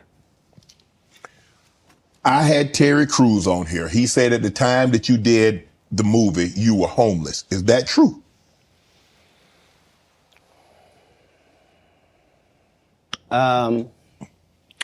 This was my situation. 5 months prior to me getting this first audition for Friday After Next, I got this baby son.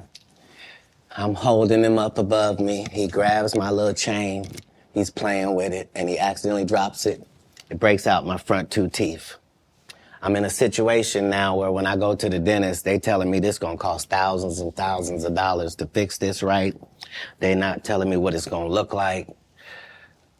I go get an estimate with no money involved, find out what I need to do. They find out you got a tumor in your upper jaw, so we're gonna have to do a whole surgery for you. It's gonna be 100 bands. I don't have it. And I'm only gonna have this check from this movie. So while I'm doing this movie, we live in this trailer. This is where we live. So when they come to work at 5 in the morning, we already there. When they leave at night, we still there. We just double back because we understood that this is our one opportunity. And we have this opportunity to change our lives, just like a young man going for the draft. Right. We can actually get in the league with this. There are 30 comedians on this cast. They're all magnificent. This is the holy grail of the situation. So yeah, I was able to make sure that, because it wasn't just my first movie, it was K.D. Albert's first movie, it was Terry Crews' first movie. Absolutely. I was the leader of this group, which meant that we didn't do their rehearsals, they did rehearsal, we did our own rehearsals daily to make sure that we were at the level of professional actors, which is what made it so egregious, that guy. Saying, you were supposed to what? Katt, he did have a good part in the movie, man. The Santa Claus was funny, man. The dude said the entire time we were filming, I can't play this role. They got a bandana over my nose and my mouth. My family not even gonna know who this is.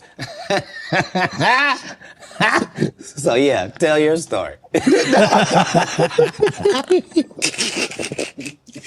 Terry Crews also said that you guys had a lot of conversation, that this was your opportunity and you needed to seize this moment.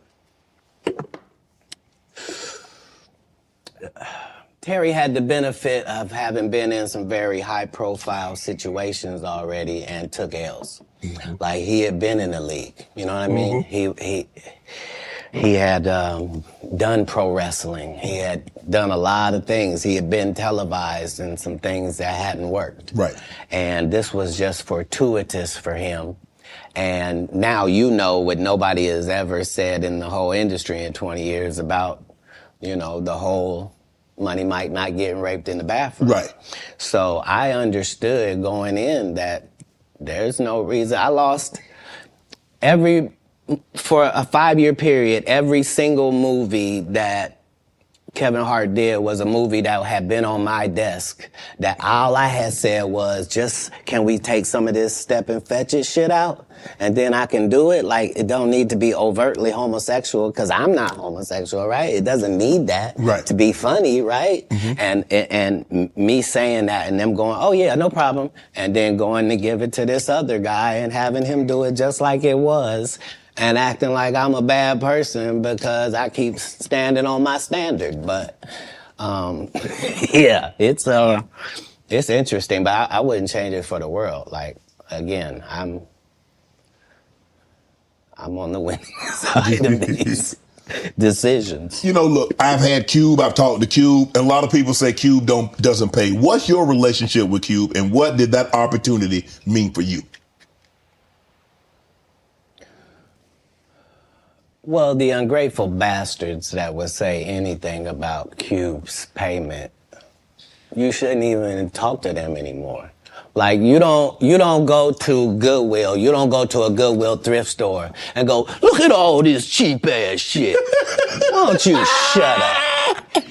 Why don't you shut up? You could have went to Hermes. Why you didn't go to Balenciaga? Why you didn't get a bowl of the Balmain? You want to have that conversation? Right. What you mean, the independent black dude who's filming it partly out of his fucking pocket? What you mean he didn't pay you enough? They weirdos.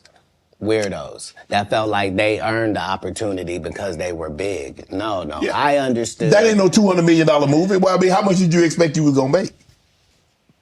Well, I made enough to get them teeth fixed just like you did. Yeah. So it was no harm, no foul. I knew that I was gonna go from there, and there was no turning back for Katt Williams. Well, here's the thing. I wrote it. What I'm saying if I did it and I did a good job at it, you can thank me. I was involved. Right. I'm not gonna come later on and tell you, I never even read the whole script. So how you know what roles? What? What do you mean you never read the like these guys' whole job is to present something, unfortunately. And I'm just not a presenter. If you ask me a question, I'm just going to tell you the truth of how it went. Would you be willing to do another Friday? Cube already asked me to write it. I was supposed to have been writing it. This is what these guys are mad about. Like, we lost some great people before this movie could come out regardless. Right. And so, yes, there desperately needs to be one. But we miss John Witherspoon in a way that can't really be quantified, if I'm being honest with you. And the Chris Tucker that we got now is Epstein Island Chris Tucker, not Smokey. Oh, Lord have mercy. Whew. If I didn't know no better, I'd tell you he's the greatest. I don't care what you say. To be confident and not delusional is a real skill. Most of these confident people we see is really delusional. Well, you don't think they asked Chris Tucker to come back in the second Friday?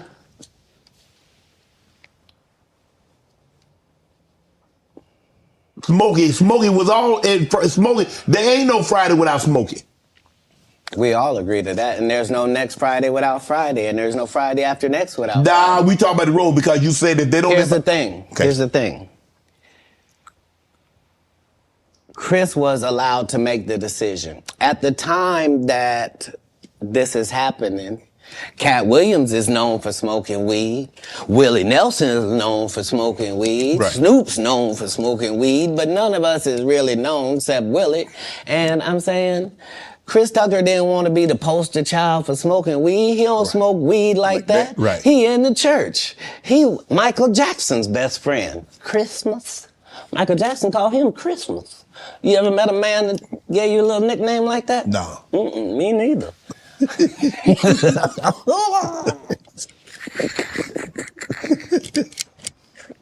Must be the greatest.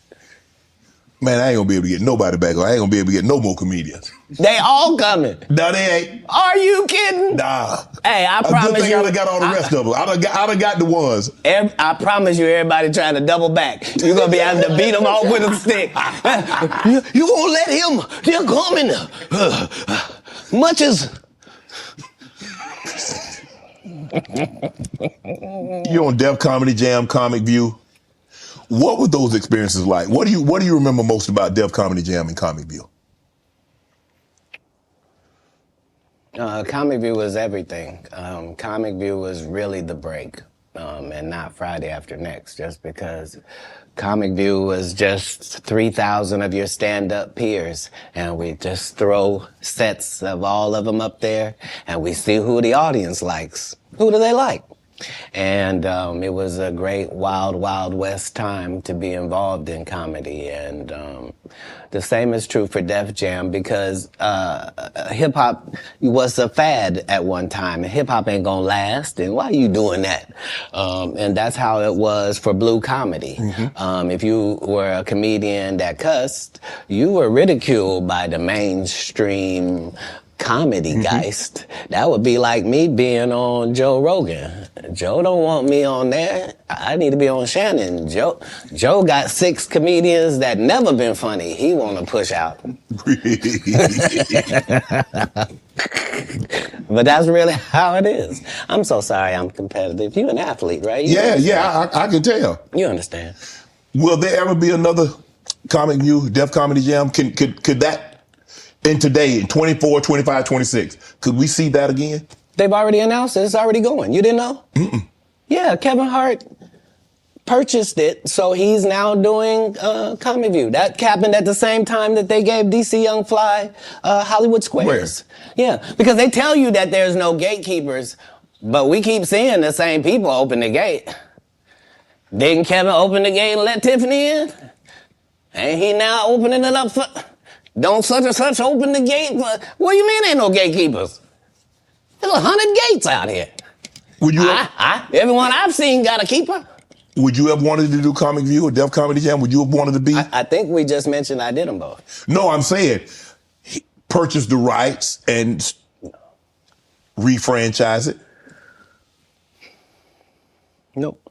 They didn't offer it to me anyway. Like, Comic View did a couple disservices to comedy as well. Mm-hmm. So there were people like me that were out there getting 2 and 3 standing ovations in one set. And that wasn't good for television. So what they did was they started making everybody get a standing ovation. So they would tell the audience, when they get off stage, everybody get up and cheer. And so now the fact that I'm the only one out there going to get standing ovations is now making people think everybody get a standing ovation. And that's not how comedy is. So right. I understood why that couldn't go anymore, because remember, Rickey Smiley sat right here and told you a story about how he performed with Mike Epps and Katt Williams when he did Comic View, and to let him tell it, he was funnier than both. My name Lil Dow. You're talking about the special needs. That's good. That's a different time. That's some clever material. That was a different time, Katt. No, it wasn't. It was the time I was there. But I'm saying... That time, this time, same times. No, but I'm saying... Just like people that tell you the Egyptians, they not black. Egypt is in Africa, folks. Yeah. As long as Egypt is in Africa, then Egyptians are African. Do you believe you could tell the same jokes today as when you started out? I mean, Eddie Murphy not telling those jokes. Richard Pryor wouldn't be able to tell those jokes in 2024 that they told in the 70s and the 80s. So they wouldn't have told them.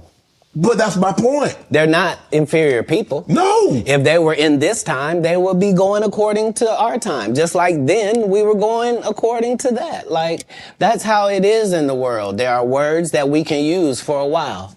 And when we use them for a while until somebody says, that ain't a good word, we should stop saying that. Correct.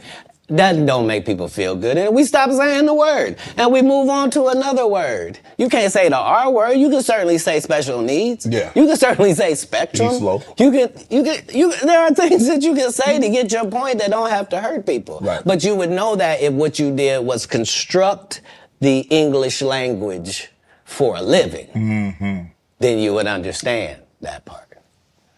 You financed your first stand-up. You had it cost you $22,000. You had 25 to your name. Yep. Why did you decide to do that? You believe that much in Katt? I believe that much in business. In business, the goal is for you to become independent and be the boss, take the responsibility, and also get the profit. Okay. That's all. How can I be looking for you to put me on if I wouldn't? And if I can't show you what you missed out on, why would you believe me? Now, the fact that I was able to do it 12 times,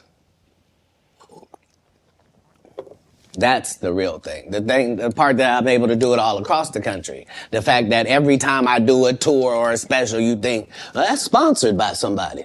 Somebody did a good job. No, just the guy they're kicking around. Just the one that might mentally not be all there. He's the one picking the outfits, writing this guy's material, booking the shows, making sure he gets there. He's the one hiring the other comedians. But hey, I knew that that's the end goal. So if that's the end goal and I'm there when I start, why would I deviate from that? Right. Remember, my goal was to get this far in Hollywood and still have a virgin asshole and never have sucked a penis. That was my only goal. I didn't want to get with a white woman because I was scared she might have me running down the street like Jonathan Majors. There you go. See, come on, Katt.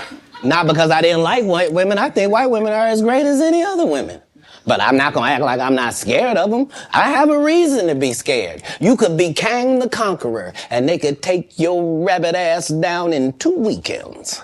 And that's the truth of the matter. So I stayed away from that. And remember, I told you the drug story from when I'm in the park. Yeah. So these are just the things. I had all of those when I came in. I already was ready for that. That's what they don't like. I did not know. You're telling me and showing me a side of the business that I didn't know. That you guys are, man, the competition, the competitiveness. That's all business. I don't care if they're selling Coke. You wouldn't believe the things that Coca-Cola says about Pepsi. You wouldn't believe the water conversations between Dasani and Liquid Death. Like in all business, in all sport, competition is a driving force. And I don't require anybody to be better. Who am I? I just require if you're a loser and you've taken shortcuts at every chance and you've made sure that you didn't put anybody on that really had a work ethic and was a God-fearing person and you helped it. If that was never you, then don't act like that's you. Don't get out here now that you don't do stand-up and start acting like, oh, you're not sure why you don't do stand-up no more. I heard you got run off. You better be careful. The nigga that run you off gonna show up and he gonna tell everybody. Man, what you gonna be able to say? Nothing. Why you think I speak with such clarity? I'm actually involved in each one of these stories I told you about. Right. Right. The one comedian, as we've been sitting here doing this interview, that you hold in very high regard is Dave Chappelle. Dave Chappelle walked away from $50 million. You said it was more. Tell the story. That's right. I will let you tell it. No, you're no, I want you to tell it. You really are the best. You're proving it here today. As much as I'm proving it, you proving it. You proving it. Yeah, that wasn't the thing. It wasn't. People say that. He lost $50 million. No, that's not even close to what happened to this dude. And until you understand what happened to the dude, you don't understand what happened. Like, no, not they offered him $50 million and he turned it down. Who gonna turn down $50 million? Now, I've had to turn down $50 million 4 times. 4 times. Just to protect my integrity and that virgin hole I was telling you about. Right. Because P. Diddy be wanting to party. And you gotta tell him no. You got to tell him no. I did. I did. See, I got the receipts for everything I'm telling you. That's why I can say them so freely. Kid, I need another one. You here, get your number. Thank you, sir. Thank you. Come on. Because early on you was accusing me of being... Katt, man. Yeah, it's crazy. I mean, but you know, some of these people... Martin tried to put me in my first dress. When he had to go on his hiatus, he tell me, Katt, when I come back, I need you. You my young partner. You my brother in comedy. When I come back, just promise me that my next movie, it'll be me and you. We gonna do it together. We gonna do some buddy cop shit. I said, Martin, you got my motherfucking word, my nigga. Go do what you gotta do. When you come back, I'm in your movie. Don't trip. I don't need to see the script or nothing. You know, we get in that office and this fool pull out Big Mama's House 2. I almost died. And I gotta read this script from all these good white people. Where this nigga want me to get in a dress with him. And I'm literally saying to everybody, why is he in a dress again? You already played the old lady as an FBI agent. We can play anything now. We can be playing a dog catcher this time. Why do we need to be in a dress? And I get so mad, I say, you don't want me. You want Brandon T. Jackson. And that's who they went and got. Twice I said it, they went and got him. Just like I'm telling you, I had that other dude's work. I had all of it. All I did was say, I want to punch it up so it's not offensive to real niggas. And that's how I got in this position. I sure hope I have a Club Shay Shay after this air. It's gonna be in a dimension it's never been. Yeah, it's gonna be. The greatest thing floating in 2024. Mark the words. No way. In a whole different realm of business. Oprah coming next. Once I establish this as a place of truth. Yeah. Oh yeah. Watch. God's people ain't that few. Yeah. Prince. You met Prince. Prince was a friend of mine. He was a friend of mine. What was those conversations? Because look, I mean, sometimes we don't really understand or appreciate someone until they're gone. I did. I was a big Prince fan. All of his stuff. Yeah. Because he could play all the instruments. He could sing. He could dance. He was an entertainer that could sing. And what he wrote, I mean, who thinks of Cherry Moons? Who thinks it snows in April? Who a raspberry beret or pink cashmere? The purple rain, the things that he wrote about. Well, like, bro, who mind goes there? Yeah, he was unlike anybody in the world. He was just an amazing individual. I was able to meet him when I was 12, and I knew him my entire life through all of his changes. I was able to assist him many times. If you go look at Prince's car collection, you'll see that Prince don't have not one car Katt Williams ain't got. He got the Prowler from Friday After Next in there. He got the same Bentley as me, because we share certain things. Our connection was lyrics, musical lyrics, women, and cars.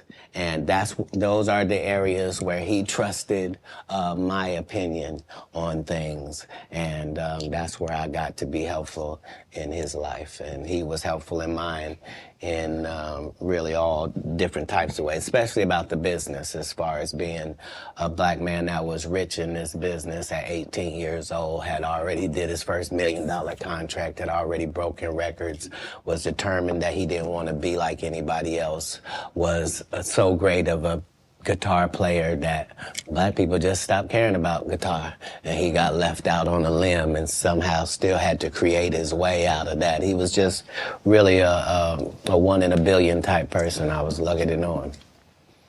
Now, there are specials and the streaming. I don't know. I don't think there's as many, and there's no DVDs now. So where are you on this streaming, the specials? I mean, obviously you still tour, but how much do you focus on, okay, I'm gonna tour, say 100 days or 150 days, but I'm gonna do a special? Well, now that our relationship with Netflix is at the 8-figure mark, 8? how You said 8? How often you want to make them? Oh, you said 8? I mean, like right. 5, 6, 7, 8?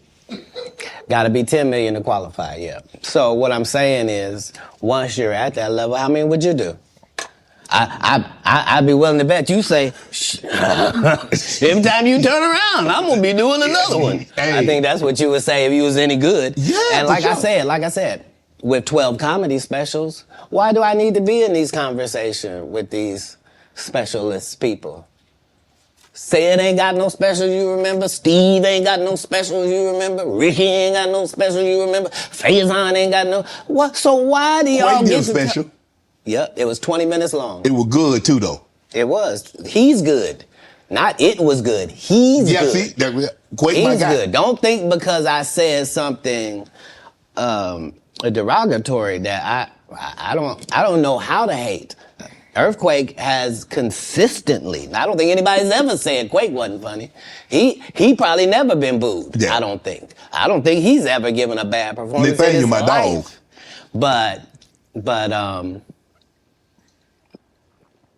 But his just due was overdue. He was in a whole different situation. Yeah. Because he wasn't able to translate the stand-up to the movie thing. TV. He took a hit. Most people don't take a hit. They're just judged on their stand-up. Right. So yeah, no. I even though it sounds like there's a lot of people that's not the case. I'm a proponent of all of us who are in this business working hard trying to make it. When you got into stand-up, was crossing over, was doing TV, was doing movie, was that a part of it? You're like, okay, I'm doing stand-up. Okay, the next progression is TV movies. Throughout the history of stand-up, sir. That's the goal for all of us. That's how it goes. That's why when you hear these dudes talking about, oh, I didn't want to be a movie star, you just know it's disingenuous. Like, what are you talking about, dude? Yeah, oh, no, I just wanted to do a game show. Right. What? Are you sure?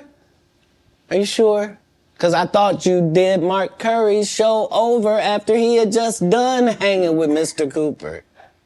Why would you do all of that man's stuff that he did on his show on yours and then do the dude's stand-up when you go on the road? And then you never put Mark Curry on your show or nothing. Like, if you don't say anything, these dudes will run over you. I don't know if you know how bullies operate. But do. If you don't stand up for yourself, there really is nothing they won't do. Right. You're a very generous man, Katt. You're the sole sponsor of Melba Moore getting a star on the Hollywood Walk of Fame. You did all that on your own. Why? Do you have a personal relationship with Melba? No.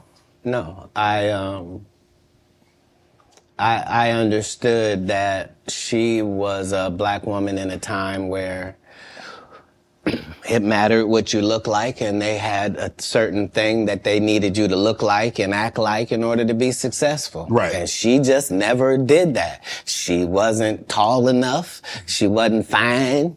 They didn't like her looks. They didn't like that her hair was natural. They talked crazy about her, and yet she still made all of these achievements. And I'm like, understand, I'm already in the Comedy Hall of Fame. I'm already going to heaven no matter what happens. If it ends in a second, I'm up there. So it gives me the leeway to do some things that are simply because it's the right thing to do. So the truth of the matter is they wanted to give me a star, but please don't consider me and this person been sitting on this list this whole time. And just because they ain't got enough money, they can't get they just due? That's crazy. When do you start? That's hurtful. What if somebody can't afford their flowers? You mean they don't get them? No, God don't operate like that. He would send a dummy like me to come and take care of that. Just so that the right thing happens. That's how the universe works. Because remember, what am I spending my money on? I'm not spending my money on strippers. I ain't spending them on drugs. Why not? Like, stripper what? Part. Because if I go in a strip club, I'm only trying to get her out of there. Yeah. I have no intention of her or any other people being in this position. If I see a girl I like at the strip club, I'm telling her, you know you don't have to strip no more after this. This could be your last day.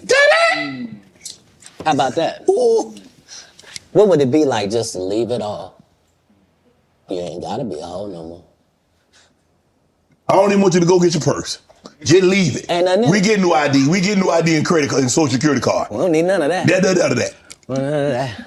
You This life don't look good on you. yeah, shit. You don't even look like a drug addict. Got me thinking, Cat. Right.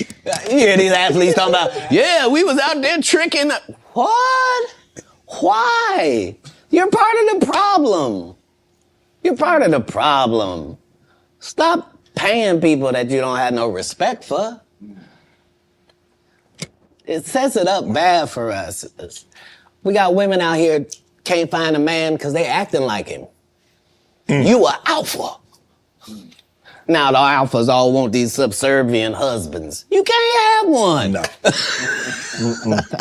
That ain't gonna happen. It ain't gonna happen. Sorry about that. Okay, go ahead. Boy, you done got me canceled. How many times in this program? Where's the camera? I didn't write nothing I said tonight. It's all been on these cue cards, and I'm just gonna keep reading them. Ask your next question. The Migos. Do you help them get out of financial situation?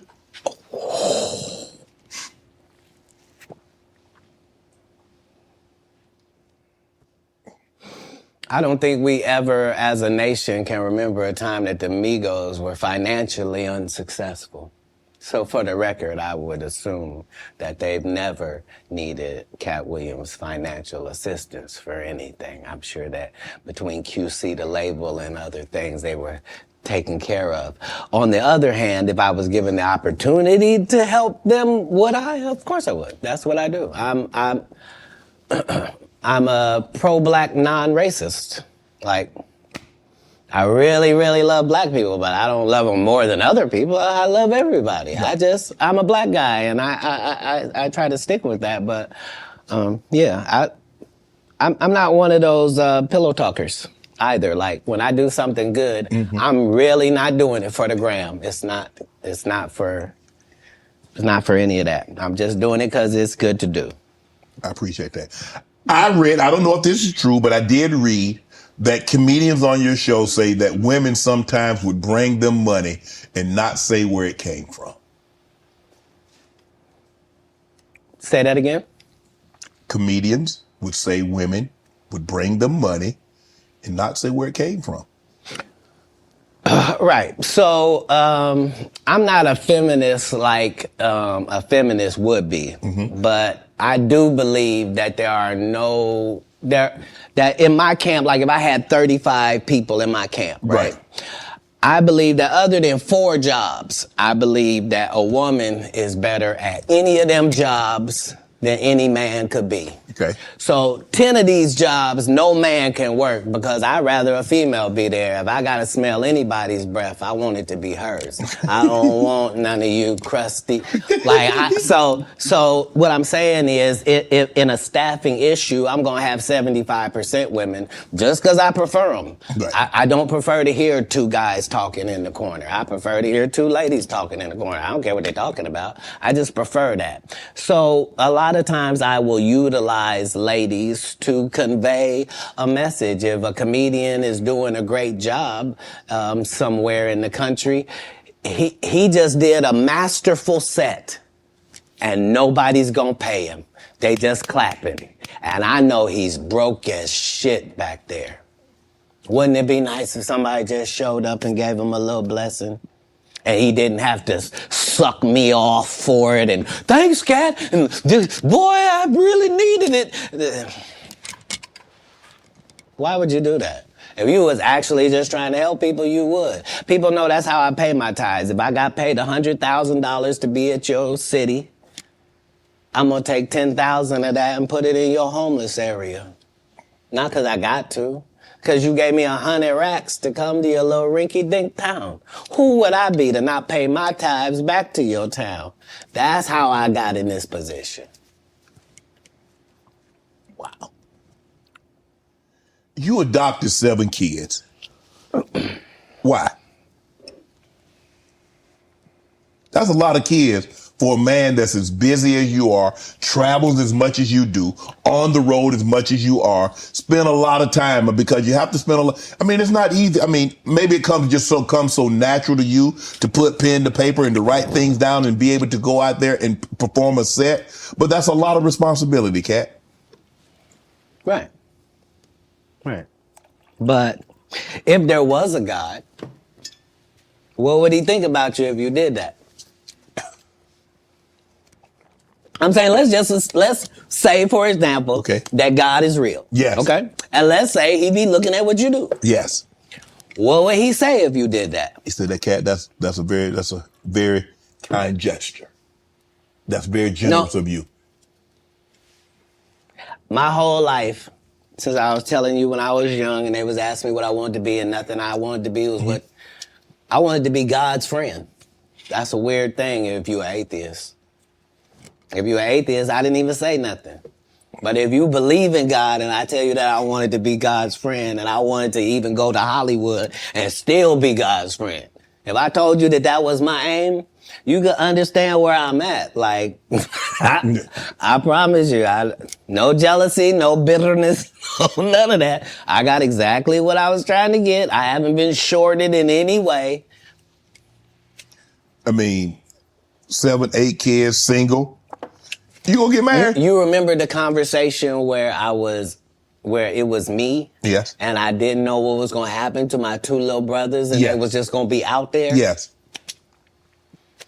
So when it come full circle and I'm one of the richest men that ever lived. And I don't mean, please don't look at my net worth. I saw my net worth. I had that on me. I don't even.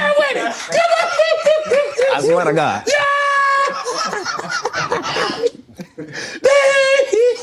What I'm saying is, like, I'm saying my net worth is less than my last Netflix deal. You understand what I'm telling you? Make it make sense. But I'm fine. Jesus was poor. Jesus ain't had nothing. So why don't we be mad you say I don't have nothing? They ain't had the amenities they had back then, okay? Say it again? We got different amenities now. Not more than gold. Gold was the amenity of that time. We still got gold. Gold still run it. They have no Rolls Royce. They got you could buy an ass. That's what they call it in the biblical time. They were cheap.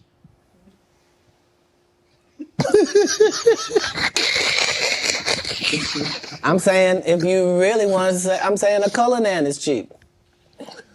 So back in the day, I would get my girl a donkey. Today we get her a Cullinan. But I'm saying whatever it is, I'm saying we. I'm saying because what we gonna do? I done already told you I'm one of the richest people that ever lived. Yes. Only in the fact that when I wake up in the morning, no matter where I am, I don't need nothing. Whatever I need is right around me. And whatever I don't have, it's only just because I don't have it. It's not because I can't get it. All I got to do is want it, and it belongs to me. So because of that, because I'm favored by God, like when I see people's wives and stuff, I don't even look at them. You know what I mean? Like I don't want to look at nothing I don't want to have. Because I know how blessed I am. If I look at it, I got it. Yeah. That's how Diddy be feeling. No, come on, man. Come. So you're not supposed to look at anything that you don't want.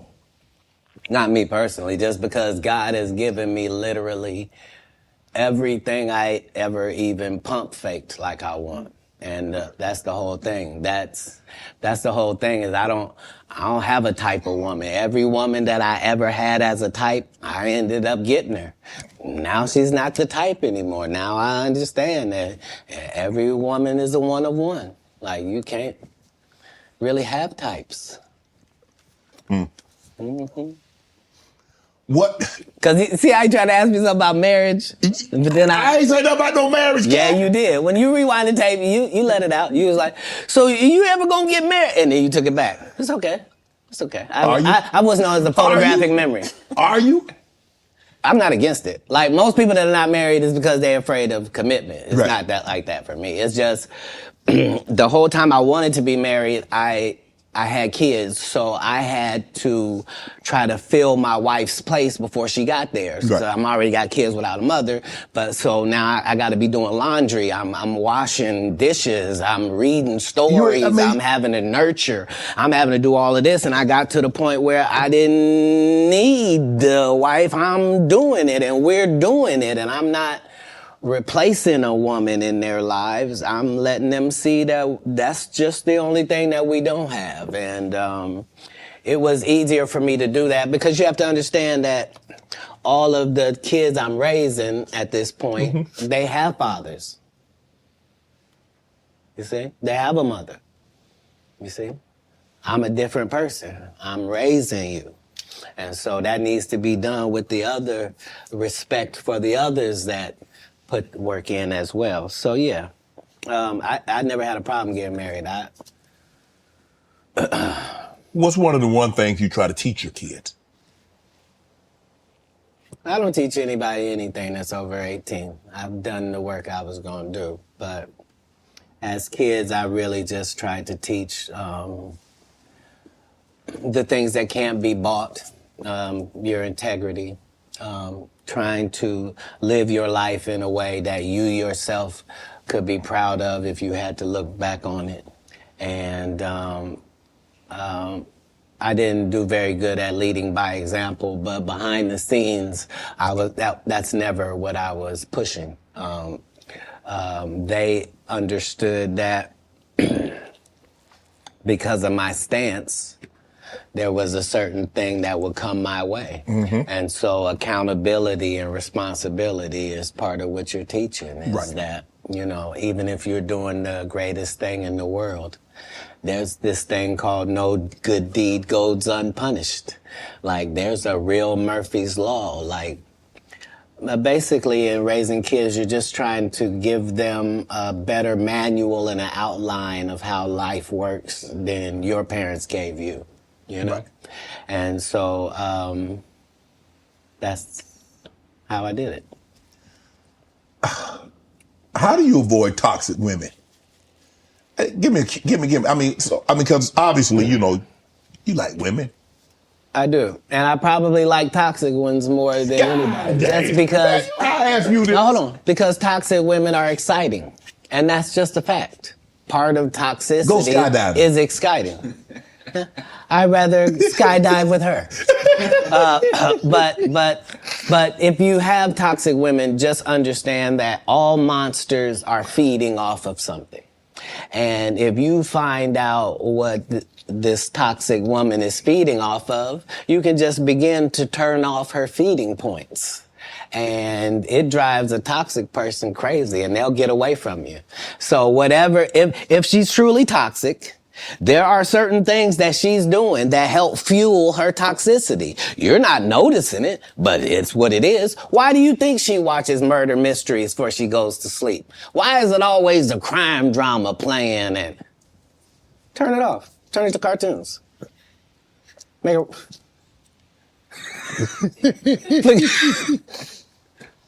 No, you don't get to... What's she listening to? You gotta be listening to Sexy Red. You broke.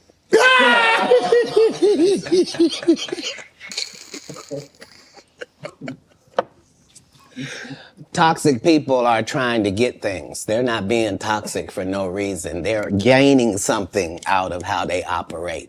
That's why they operate like that, because they get something. As soon as you find that out, you'll be able to cut off what they're getting, and they will leave. Yeah. You were married once. Never. You weren't married? Never in life. So would you have a cohabitation agreement? Never. How? How could I be a single parent and be married? You know, there are people that like were married and then they get divorced and then they become single parents. That's how that works. Yeah, but a person who's never been married means he's never been married. Okay, I'm gonna take your word for it. Why would you need to take my word for it? Hold on. If I had been married, wouldn't somebody have said who she was? No. It might have been a long time ago. Nope. I've never not been famous, sir. I just worked the story out to you. I don't have no hidden mysteries in my life. That was Jesus. I don't have no periods in my life where it's unaccounted for. No. That person that said that was a liar. I got a case right now in LA. This lady saying she was my assistant for 14 years and I heard her or something like that. Never worked for me, not a day in my life. Liars lie because they want to. But people always say, why would they lie? No, there are several women have said they was married to me. It's just when it went to court, they had to say, I was married to him spiritually. You shut up. How you gonna be married to me? My kids don't know you. Answer me that. So do you have a problem? Do you have a problem bringing women around your kids? No, not then or now. I've always lived with several women. Like, I'm known for several? That. Yeah. Like more than one? I've already told you that I prefer the company of women to the company of men. So if I told you that me and a couple dudes on my staff sometimes have to cohabitate, nobody finds a problem with that. Yeah, so it's me and 3 ladies cohabitating because that's how the business gets done. Like, I don't want a chef that scratches his nuts before he cooks. I don't. No disrespect to these guys that go around with these large male-only groupings, but that's not my episode of Entourage. Man, you were approached by 7 gunmen. You were robbed, shot in the thigh. Say it again? You were robbed once, correct? No, I never been robbed. You didn't get robbed. You didn't get approached by gunmen trying to get robbed? They didn't take anything. I wasn't even the target? I wasn't even who they were talking to. And not because I say that. Because if you look at what time period it is, I'm not even making $5,000 a year. So robbing me wasn't the answer. This is before Oklahoma. You talking about a terrible condition. They'd have been disappointed thinking they'd get something off of you, huh? If they'd have robbed you. Look, in 3 cities, it's legendary that Katt Williams would walk down our streets with his baby in a baby stroller, with a diaper bag, with a gun in a diaper bag. The only thing I need is a pass. Don't mess with me and just let me go about my business. I'm living in Inglewood, Compton. I'm living in Manchester and Western. I'm in LA, the gang capital of the world, but never robbed. Because why? I'm not pretending to be something I'm not. You think I'm a blood. You think I'm a Crip. I'm from Ohio. I'm a comedian. I'm a father. Right. I'm trying to do something out here. And not only do I not judge what you're doing, I'm not trying to be involved. Right. That's the difference. That's where the respect comes from. You're touring right now, the Dark Matter tour. Yeah. Filming next Netflix special. In May. May. Yep, next Netflix special. At YouTube Theater in Inglewood. I'm about to catch that. I thought you might say that. I will catch that one. Right, because it's a homecoming for me. Because I lived on Hazel, so I gotta catch that. People know I lived in the heart of Inglewood. They saw me walk down Market Street with the babies I'm raising. Like they understood that. No, I was really not pretend. Oh, he want to be from the hood. No, I'm living there on the street. What's your favorite city to tour in? The next one, sir. Yeah, that's the real beauty of travel. Right. That's why most people don't have the empathy and the sympathy that they need to have for other people. Mm-hmm. It's because they haven't seen other people. Right. Like if you went to Ireland and you saw what them people was like, and you went to Sweden and saw what them people was like, if you really went to Africa and you really saw what the people was like, you went to Haiti, you went to Puerto Rico, if you really traveled across the country, you would see that all people is the same. It's way more people that's good than the fucked up individuals you're seeing. And if you understood that, It would change everything. So I don't have any favorites in the world just because every place is dealing with their own issues, their own troubles. All places look better than they actually are for the people that live there. And it's always a difference between what it seems like And what it actually and what it is like. People will tell you, I went to Paris. I was there at the Eiffel Tower. Bitch, you had bed bugs. And there were rats everywhere. The food was terrible. Yeah. Tell the rest of it. Yeah. Don't tell some. Let me ask you a question. When you go to these cities to tour, do you make it a habit of getting out? That's how I built my reputation. It's also how I ended up in jail 19 times. Because when I come to do a show, I'm really in your city. So whatever the strip club is, I'm there. Whatever the top bar is, I was there drinking. You had a casino? I was at it. Like, what was it? Huh? Because I'm in your city. Right. This is how I'm learning your city so that when I do my show, I can be talking about what I know, not what I think, right? And so that was what I did at every city that I went to. The first 15 minutes of my show is what it's like to be here. You see what I'm saying? And so that was always a part of what kept my legend going to the point where I can still be in these arenas without you ever seeing a poster with my picture on it, without you ever seeing a flyer, without you ever seeing a post that goes, hey, it's Katt. Could y'all make sure y'all come out and come see me? Because I'm going to be in. Would you please come on out, guys? And I really am. Because we have a different respect. I know I'm coming. They know I'm coming. I know they gonna be there. And they know I'm gonna do the best job I can possibly do. And they know beyond a shadow of a doubt, whatever hour he was doing when we last saw him, he won't be doing that hour when we see him this time. It's a whole new conversation. And because I've never strayed from that, they've never strayed from their part. I'm looking at some of the actors that you've been on screen with. Cube, Tracy Morgan, Regina Hall, Terrence Howard, Nick Cannon, Tiffany. Bro, who brings out the best in Katt Williams? How does someone get the best out of Katt Williams? Do you need a comedian? Do you need a serious actor? How do we get the absolute best out of Katt Williams on screen? Well, I would be disingenuous if I didn't remind us that that's never anybody's goal. It's never anybody's goal to create a great situation for me to do a good job. Why? In a script. The way it works is the script is already there. This is a character in the script. If they give me the job, I make it my job that this character here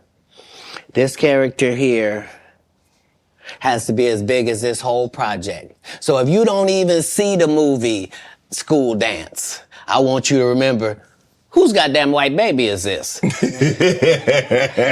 the only way that I can guarantee that you will remember my scene if you didn't remember a whole movie is if I make sure that my scenes are that good. Because that's what I watched. I watched great actors. You never saw De Niro. You never saw Pesci. You never saw any of these dudes in something and you was like, nah, I don't really believe it. You sure you're the Great Gatsby? Like, no. Like, you believe that this dude, Daniel, is a hobbit. That's part of the Lord of the Rings. Right. You see what I'm saying? I do. And so it's having a respect for the craft that I'm doing. That means I'm trying to do the best job possible. What was it like working with Spike Lee doing Priceless? Spike Lee is everything that you said I was in my intro. He's just really an innovator and a groundbreaking, one-of-a-kind dynamo. And I knew that they were, like, they tried to sabotage me even then. Like, as soon as I said I wanted to get Spike Lee to direct it, because that was the biggest thing I could do, they immediately gave Spike to Gerard Carmichael and had him do his special too at the Comedy Store, and just to undermine, like, but if there's one thing you can take away from me as a person, whether you like me or you don't, if you take this from me, you will be a better person. If you decide today that you're gonna live every day like it's your last for real, which means have a conversation with yourself every night that, okay, that was it. May not be no more after that. And really count yourself every day like this could have been it. All right, before I go to bed, this could be it. All right, how's that looking? If you can do that, it'll change your life. You'll really start making decisions and living your life like this all you got, just this one day. But you could be a winner. You could be a winner on this day. It's just work ethic. And not the work ethic they talk about. They tell you work ethic where they do all these movies. I'm the hardest working man. Well, no, everybody goes to work every day. But Right. yeah. Don't say, I go to work all the time. Everybody who works goes to work every day. Shut up. Shut up. You get, what? You think I respect you more than my gardener? I don't. He work every day. Rain or shine. I don't know if you saw this, but Taraji P. Henson got extremely emotional the other day. She was giving an interview. Yes. And saying that they're vastly underpaid. They say the math is not mathing. They get X amount of dollars by the time Uncle Sam get his cut, by the time the agency get their cut, and what you see they were supposed to get is a fraction of that. Where do you come down on that, Katt? It was the saddest thing ever because imagine being in your genre, in your sub-niche, whatever it is. Imagine being in your lane. Imagine being one of the very top of your lane. That to the point where if they don't take you for the role, there's not 3 black actresses that they can say are bigger than you that we're going to give this to. Imagine you being at that point and have to humble yourself and say, they're not paying me, y'all. And they not making my pay go up because I'm doing better or nothing. It don't matter to them that I'm famous and people know me or nothing. They want to pay me exactly what they paying the new girl. And I've been suffering under it for a decade now and just taking it. I just been getting whooped. But I just got to come say, this is wrong. We should be ashamed. But this is a country where we don't pay the teachers and then we say the kids is the most important thing. You can't have both of them. If you do that, we're going to end up with a generation that can't read. Guess what? Generation Z and A can't read. Why? Because who was giving them a book? We gave them an iPad or a phone. And now the letters don't mean there's no cursive writing. Right. Sorry about that. So yeah, this is what period of time it's in. It's the period where the victims get to say, they've been hurting me for a long time. And I just ain't said nothing because I was trying to be strong and I didn't want to shame anybody. When our people call out for help, we got to understand. You know what I mean? Like we put too much pressure on Tyler Perry. Mm-hmm. You know what I mean? He ain't put nobody on. The people that been in his productions, they not famous. All of them can walk through the mall without security. Be what you gonna be, but put your people on. If you a gay person and you in there, put some other gay people on. Put somebody on. Or don't be wondering why people keep saying gatekeepers. Because clearly, y'all are keeping these gates. Clearly. Wilding out. How difficult was it for Nick Cannon to get you on, and what was that experience like? I've known Nick Cannon since he was a teenager. He had to have his... He in the comedy club, if you're underage, you can't be in the regular club. You had to be in the kitchen. Right. So I was the master of the kitchen every comedy place because I got a child, and my child is back here in this place while I go on stage. Right. So I've known Nick Cannon since he was 14. Nick Cannon has never called and asked me to do one single thing, and I turned him down because I've known him since he was a young black child in Hollywood. Wow. So what I did in Wildin' Out was to be his protector and to be his voice with hip-hop. So the whole thing was the thing that he was trying to do had never been done before. You can't bring 6 comics in and let 6 comics talk shit about 6 rappers because the 6 rappers will beat the 6 comics' ass. Right. You would have to have a comic that could actually stand in between and go, look, we comics, we gonna say what we gonna say, y'all gonna take it and understand it's a joke. If you want to fight, we fight before the show. So you can go out there with your black eye. We're not going to do it comedically. This is what needed to take place in order for it to be successful, which is why it had already aired and didn't work. And then suddenly when it comes back with me, it suddenly works. Because respect has to be in there as well. If you trying to do it with Kevin Hart, you and him gonna get run over. You a teenager, he 5'2". Like, what's gonna happen? Who are some of your favorite young comedians? I haven't seen a young comedian I don't like. If you name any of the young comedians, I'm aware of all of them, and they're all doing a great job. It doesn't matter if it's Country Wayne or Desi Banks. It doesn't matter if it's Carlos or Chico. It doesn't matter if it's DC or Just Hilarious. It really doesn't matter once we go to the young part. The young comedians are dealing with things that we never dealt with. And so that gives them more benefits, but it also gives them more chances of failure. So it's not easier for them. So yeah, I'm a big supporter of young comics. We have Miss Pretty Rickey and Takara Williams. I've taken 25 black women on the road in these tours.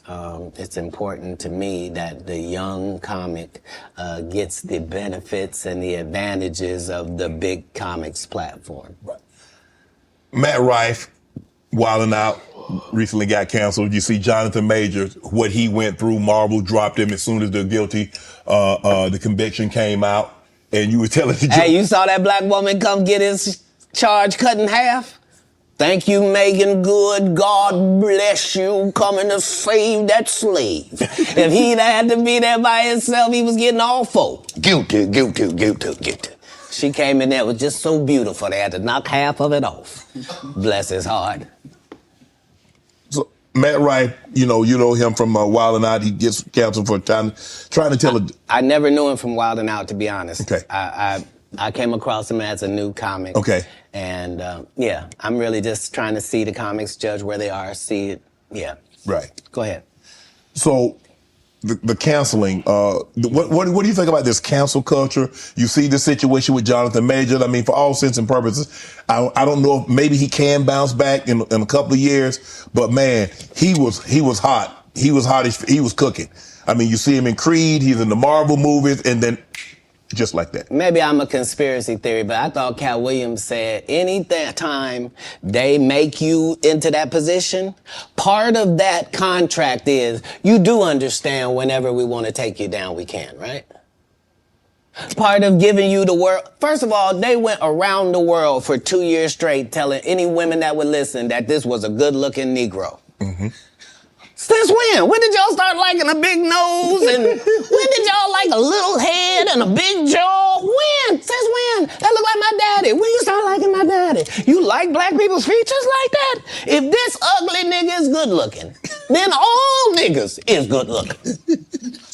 Anytime you see them telling you something you can't believe, just understand it's a play.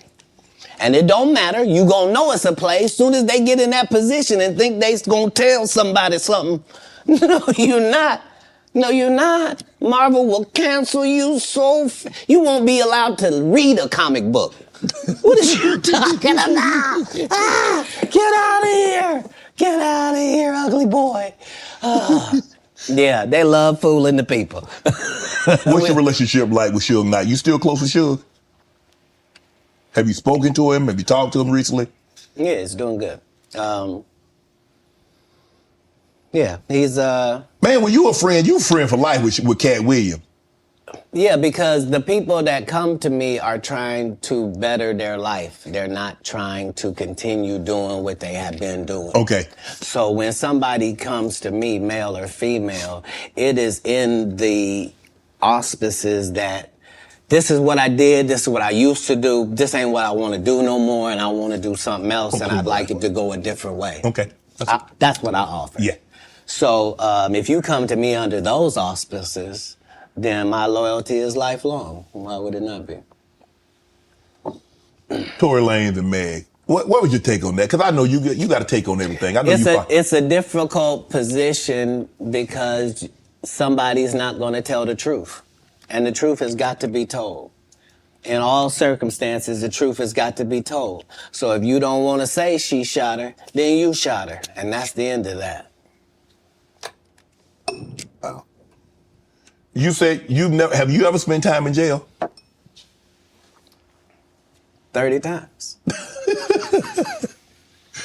When you was in there, what was going through your mind, Katt? I mean, some people like, man, I had an opportunity to reflect, and I was like, man, this ain't the place for me. I ain't coming back here. When you in, so what? I've never been in jail, and it was my decision to be there. If it's dangerous to be in the hood and you have to have a gun on you for protection, and it's either be judged by judged by 12 or carried by 6, I'm always gonna have my heater on me. So if you want to tell me that you're gonna pull me over 15 times looking for it, I'm gonna tell you 15 times you're gonna find it. Unfortunately, I smoke cigarettes and weed. If you catch me 15 times I'm gonna have it on me. What do you think I'm in jail thinking? Oh, I done fuck up. Damn these decisions. I'm not gonna protect my life at all when I get out of here.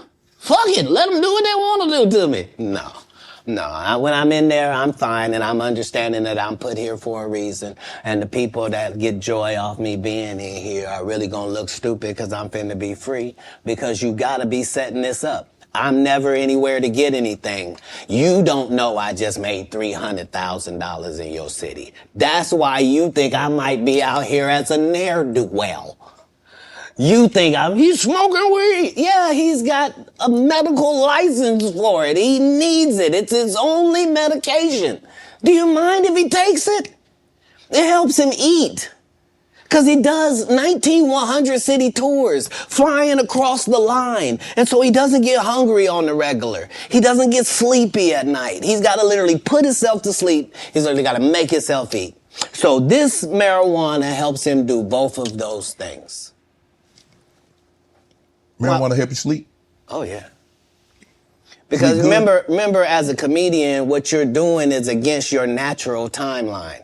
Your natural timeline wouldn't be that you would start your workday at 8:00 p.m. Right. And then your workday is over at 2:30 a.m. Like, that's a weird... Yes. Right? So to tell your body now that we're pumped up on endorphins, now let's go to sleep at 3. It don't work like that. Your body has to try to get a whole new schedule. So, it suffered, but that's what worked for me. I consistently used it. I told people all across the country, don't worry, this will be legal in our country. As soon as they find out how to charge taxes for it, we will be legal in this country. Do they view me as some sort of visionary for my forward thinking? No. You on drugs. That's what I heard. Katt, but how have you been? I mean, bro, every time they try to put you down, they try to put you to the back. Yeah. You bounce up, you move right back to the front. Damn, you like a Super Bowl. You just keep bouncing and you bounce higher. Trampoline skin is something that you ask God for. When I watched you play football, you had it. There's some people that there's really no such thing as hitting Shannon Sharp so hard that he don't want to run the ball the next play. Right. Absolutely. And if that's your only goal is to hit him so hard that he don't want to be him no more, you just out of luck. Yeah, you wasting your time. There's no your coach can't help you. There ain't no pep talk gonna help you. Don't matter about the uniform, you chill it. None of that matters. If it ever gets to mano y mano, may the best man win. And if you've been living your entire life trying to be the best man that you can for yourself, then you should feel great about those odds. What do you think about Kanye rants? What's going on with Kanye? From a distance, obviously, I don't know how well you know Kanye. I don't know if you've been around Kanye, but from a distance, what do you suspect's going on? I suspect that we're pretty awful people if we say that somebody got a mental illness and then we watch what they do. If you say somebody got special needs, then why would you be watching them and holding them accountable like everybody else? Wouldn't you grade them on a curve? Wouldn't you go, whew, this guy? Because, I mean, what are we reacting to? What are we reacting to? You're the one that put him in a position where he thought he was God and could call himself Jesus. And you're the one told a guy that writes musical lyrics that he was a genius. Mm-hmm. You're the one that's like, so what do you expect? The guy married a whore. Like, what? Oh, Lord. Like, I didn't mean it like that. I mean, married her because she was one. Not he didn't know. He understood that he wanted that. He courted that. That's what he wanted, to base his family on. She got a good heart, though. I know what you're going to say. Don't you say it, Katt. Don't you say it. I'm going to move the conversation. If what I'm saying is not correct, then how does she end up with Pete Davidson? I mean, it happens all the time. And what if you weren't even good enough for Pete and he leaves you? What do that mean the product was? No, I don't support or villainize Kanye because I don't understand what it is we want from him. I don't know why we look at a basketball player and say, he didn't score no hockey goals this whole season.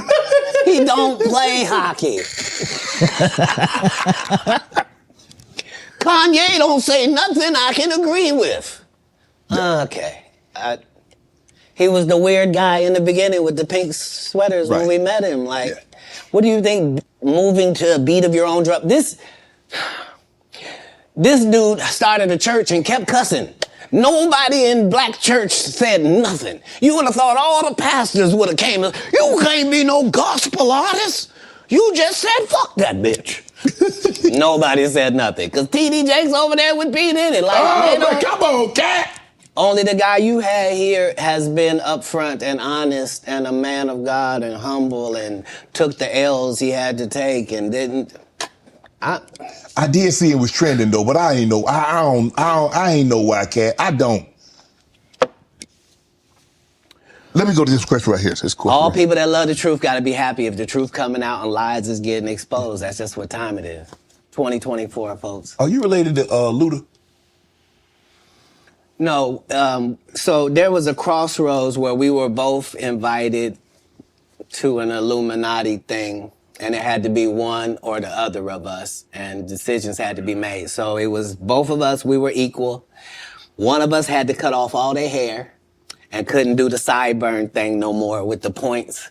And the next person they said was going to get $200 million because they were going to pay him $10 million a movie to do 20 movies. And that's how the conversation happened. One of those persons turned out to be Ludacris, and the other person turned out to be Katt Williams. Now, one person ended up with a light-skinned, ugly-faced wife that's never done it. Remember I told you that if I say that, it applied to 7 people? Yes. It's part of what they give you. Okay? I didn't get it. I'm not mad about it. How much money they give? 200? Sir, Fast and Furious is on what number right 10. now? 10. 200 million. I might need to get me one of them old women look the same. That's what they all end up saying at the end of the day. Kevin told you he wasn't going to wear no dress until they offered him the dress, and then he put it on. And what did he say after he wore it? I made my own decision. Duh. But you didn't make it before they brought it up, did you? It's okay. It's all right. You have a lot of politics. Never talk about it. I'm not that controversial. Where are we go? Where are we headed, Katt? This is sad. We've never been here before. We've never been at the point where neither option is good for us in real life. No. This is a different conversation. This is, would you rather go back with your ex or would you rather go back with the person before them? Both bad options. Both bad options. Like, one guy can barely put his sentences together, and the other guy will put sentences together from whatever he's read or whoever told him. Like, but how did we get here? How do we get here? All division divides. There's no way around that. All division divides. Politics, even in the beginning when our Constitution was drawn up, the two parties was not what they had in mind. No. They always thought that it would be two main and another independent party. They always assumed the independent party would be just as strong as the others. A lot of that just didn't happen. And that's what I've learned more from comedy is that Republicans laugh at the exact same thing that Democrats laugh at. As long as I'm talking to Democrats, I can make them laugh for 1 hour straight about what Republicans do. By the same token, I can go talk to Republicans for 1 whole hour and have them dying about the stuff that Democrats do. But at the end of the day, who does that? Yeah, your team got an offense and a defense. They not supposed to be enemies. The enemy is the other side. Well, you can't do politics like that. Nope. It's not good for the country. Man, you see this Mark Zuckerberg building this $270 million bunker? If you have $1 billion, we have learned that you can do whatever you want to do. When Elon Musk wants to send things in space, he don't have to ask nobody's permission. Congress don't meet. Senate don't meet. No police department got to be warned. He don't need a permit. None of that. If you got $1 billion, you do what you want to do, and then you tell them what you did. Man. And that's how it goes. What he building a $270 million bunker? What do he know that we don't know, Katt? Kim Jong-un? I don't know what you don't know. Do you understand that people that are not very bright are in charge of nuclear bombs all across the country? Mm-hmm. That's what he knows. He knows that 30% of all weapons systems are running off regular Wi-Fi. So what does that mean? That means if a solar flare or a meteor hits either one of those, literally a bomb can go off just because the system accidentally got turned off. Yeah, that's what he knows.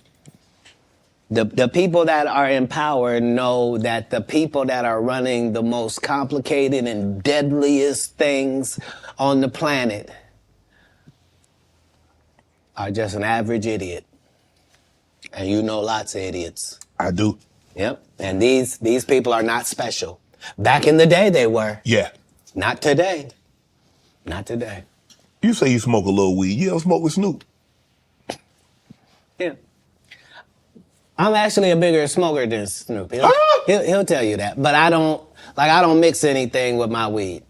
I just do weed, right? So nobody has that minimum. I mean, nobody does 20 blunts a day like me for 30 years. Like I was the first person to have a weed roller, like somebody whose job it was. Like I haven't rolled a blunt in 20 years. You probably like if you go, I'm saying I prefer the saliva of ladies. Oh my goodness. No, understand what I'm saying. If for a blunt, it's necessary for it to get lit, right? And so if you had spent 20 years smoking with dudes, that's a lot of male saliva that you would have just accidentally ingested. I can't. But if I done killed her. I can't be this specimen on that. It takes the saliva of nice ladies on that. But yeah, that's all I do. That's just that. Do you consider yourself a king of comedy?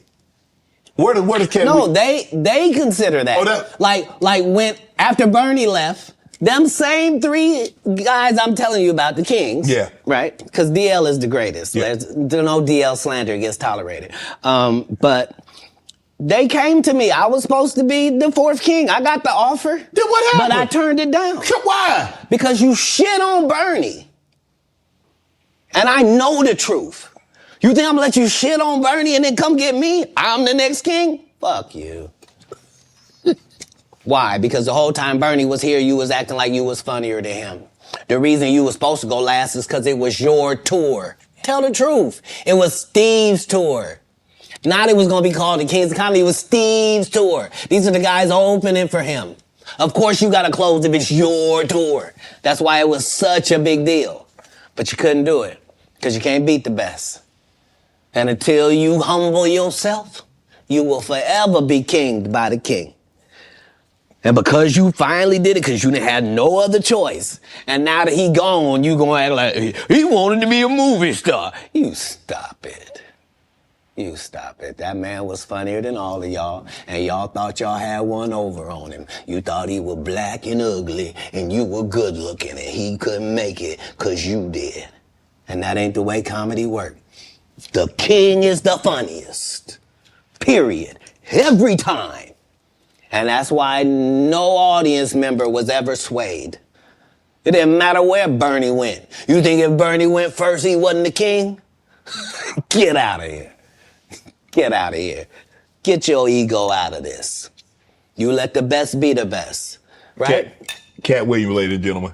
Thanks for coming on, bro. I really appreciate that. Thanks for sharing the stories, setting the record straight. Now, you know they're going to double back. Impossible. Impossible. Only because if once you play this back, you'll realize I didn't say anything that made me look in a good light. I wasn't tearing down others to boost myself up. But I do have to acknowledge things that did not take place. Like, we're very ingenuous if we say this is not a game and we don't play it and people ain't in positions and people don't have their favorites and they group and they click. Right. Well, that happens in all businesses. Right. No. Say what side you on, say why you don't like the other side, and then get to the game. But in the game, I'm wiping the field with them to the point where they don't even compete anymore.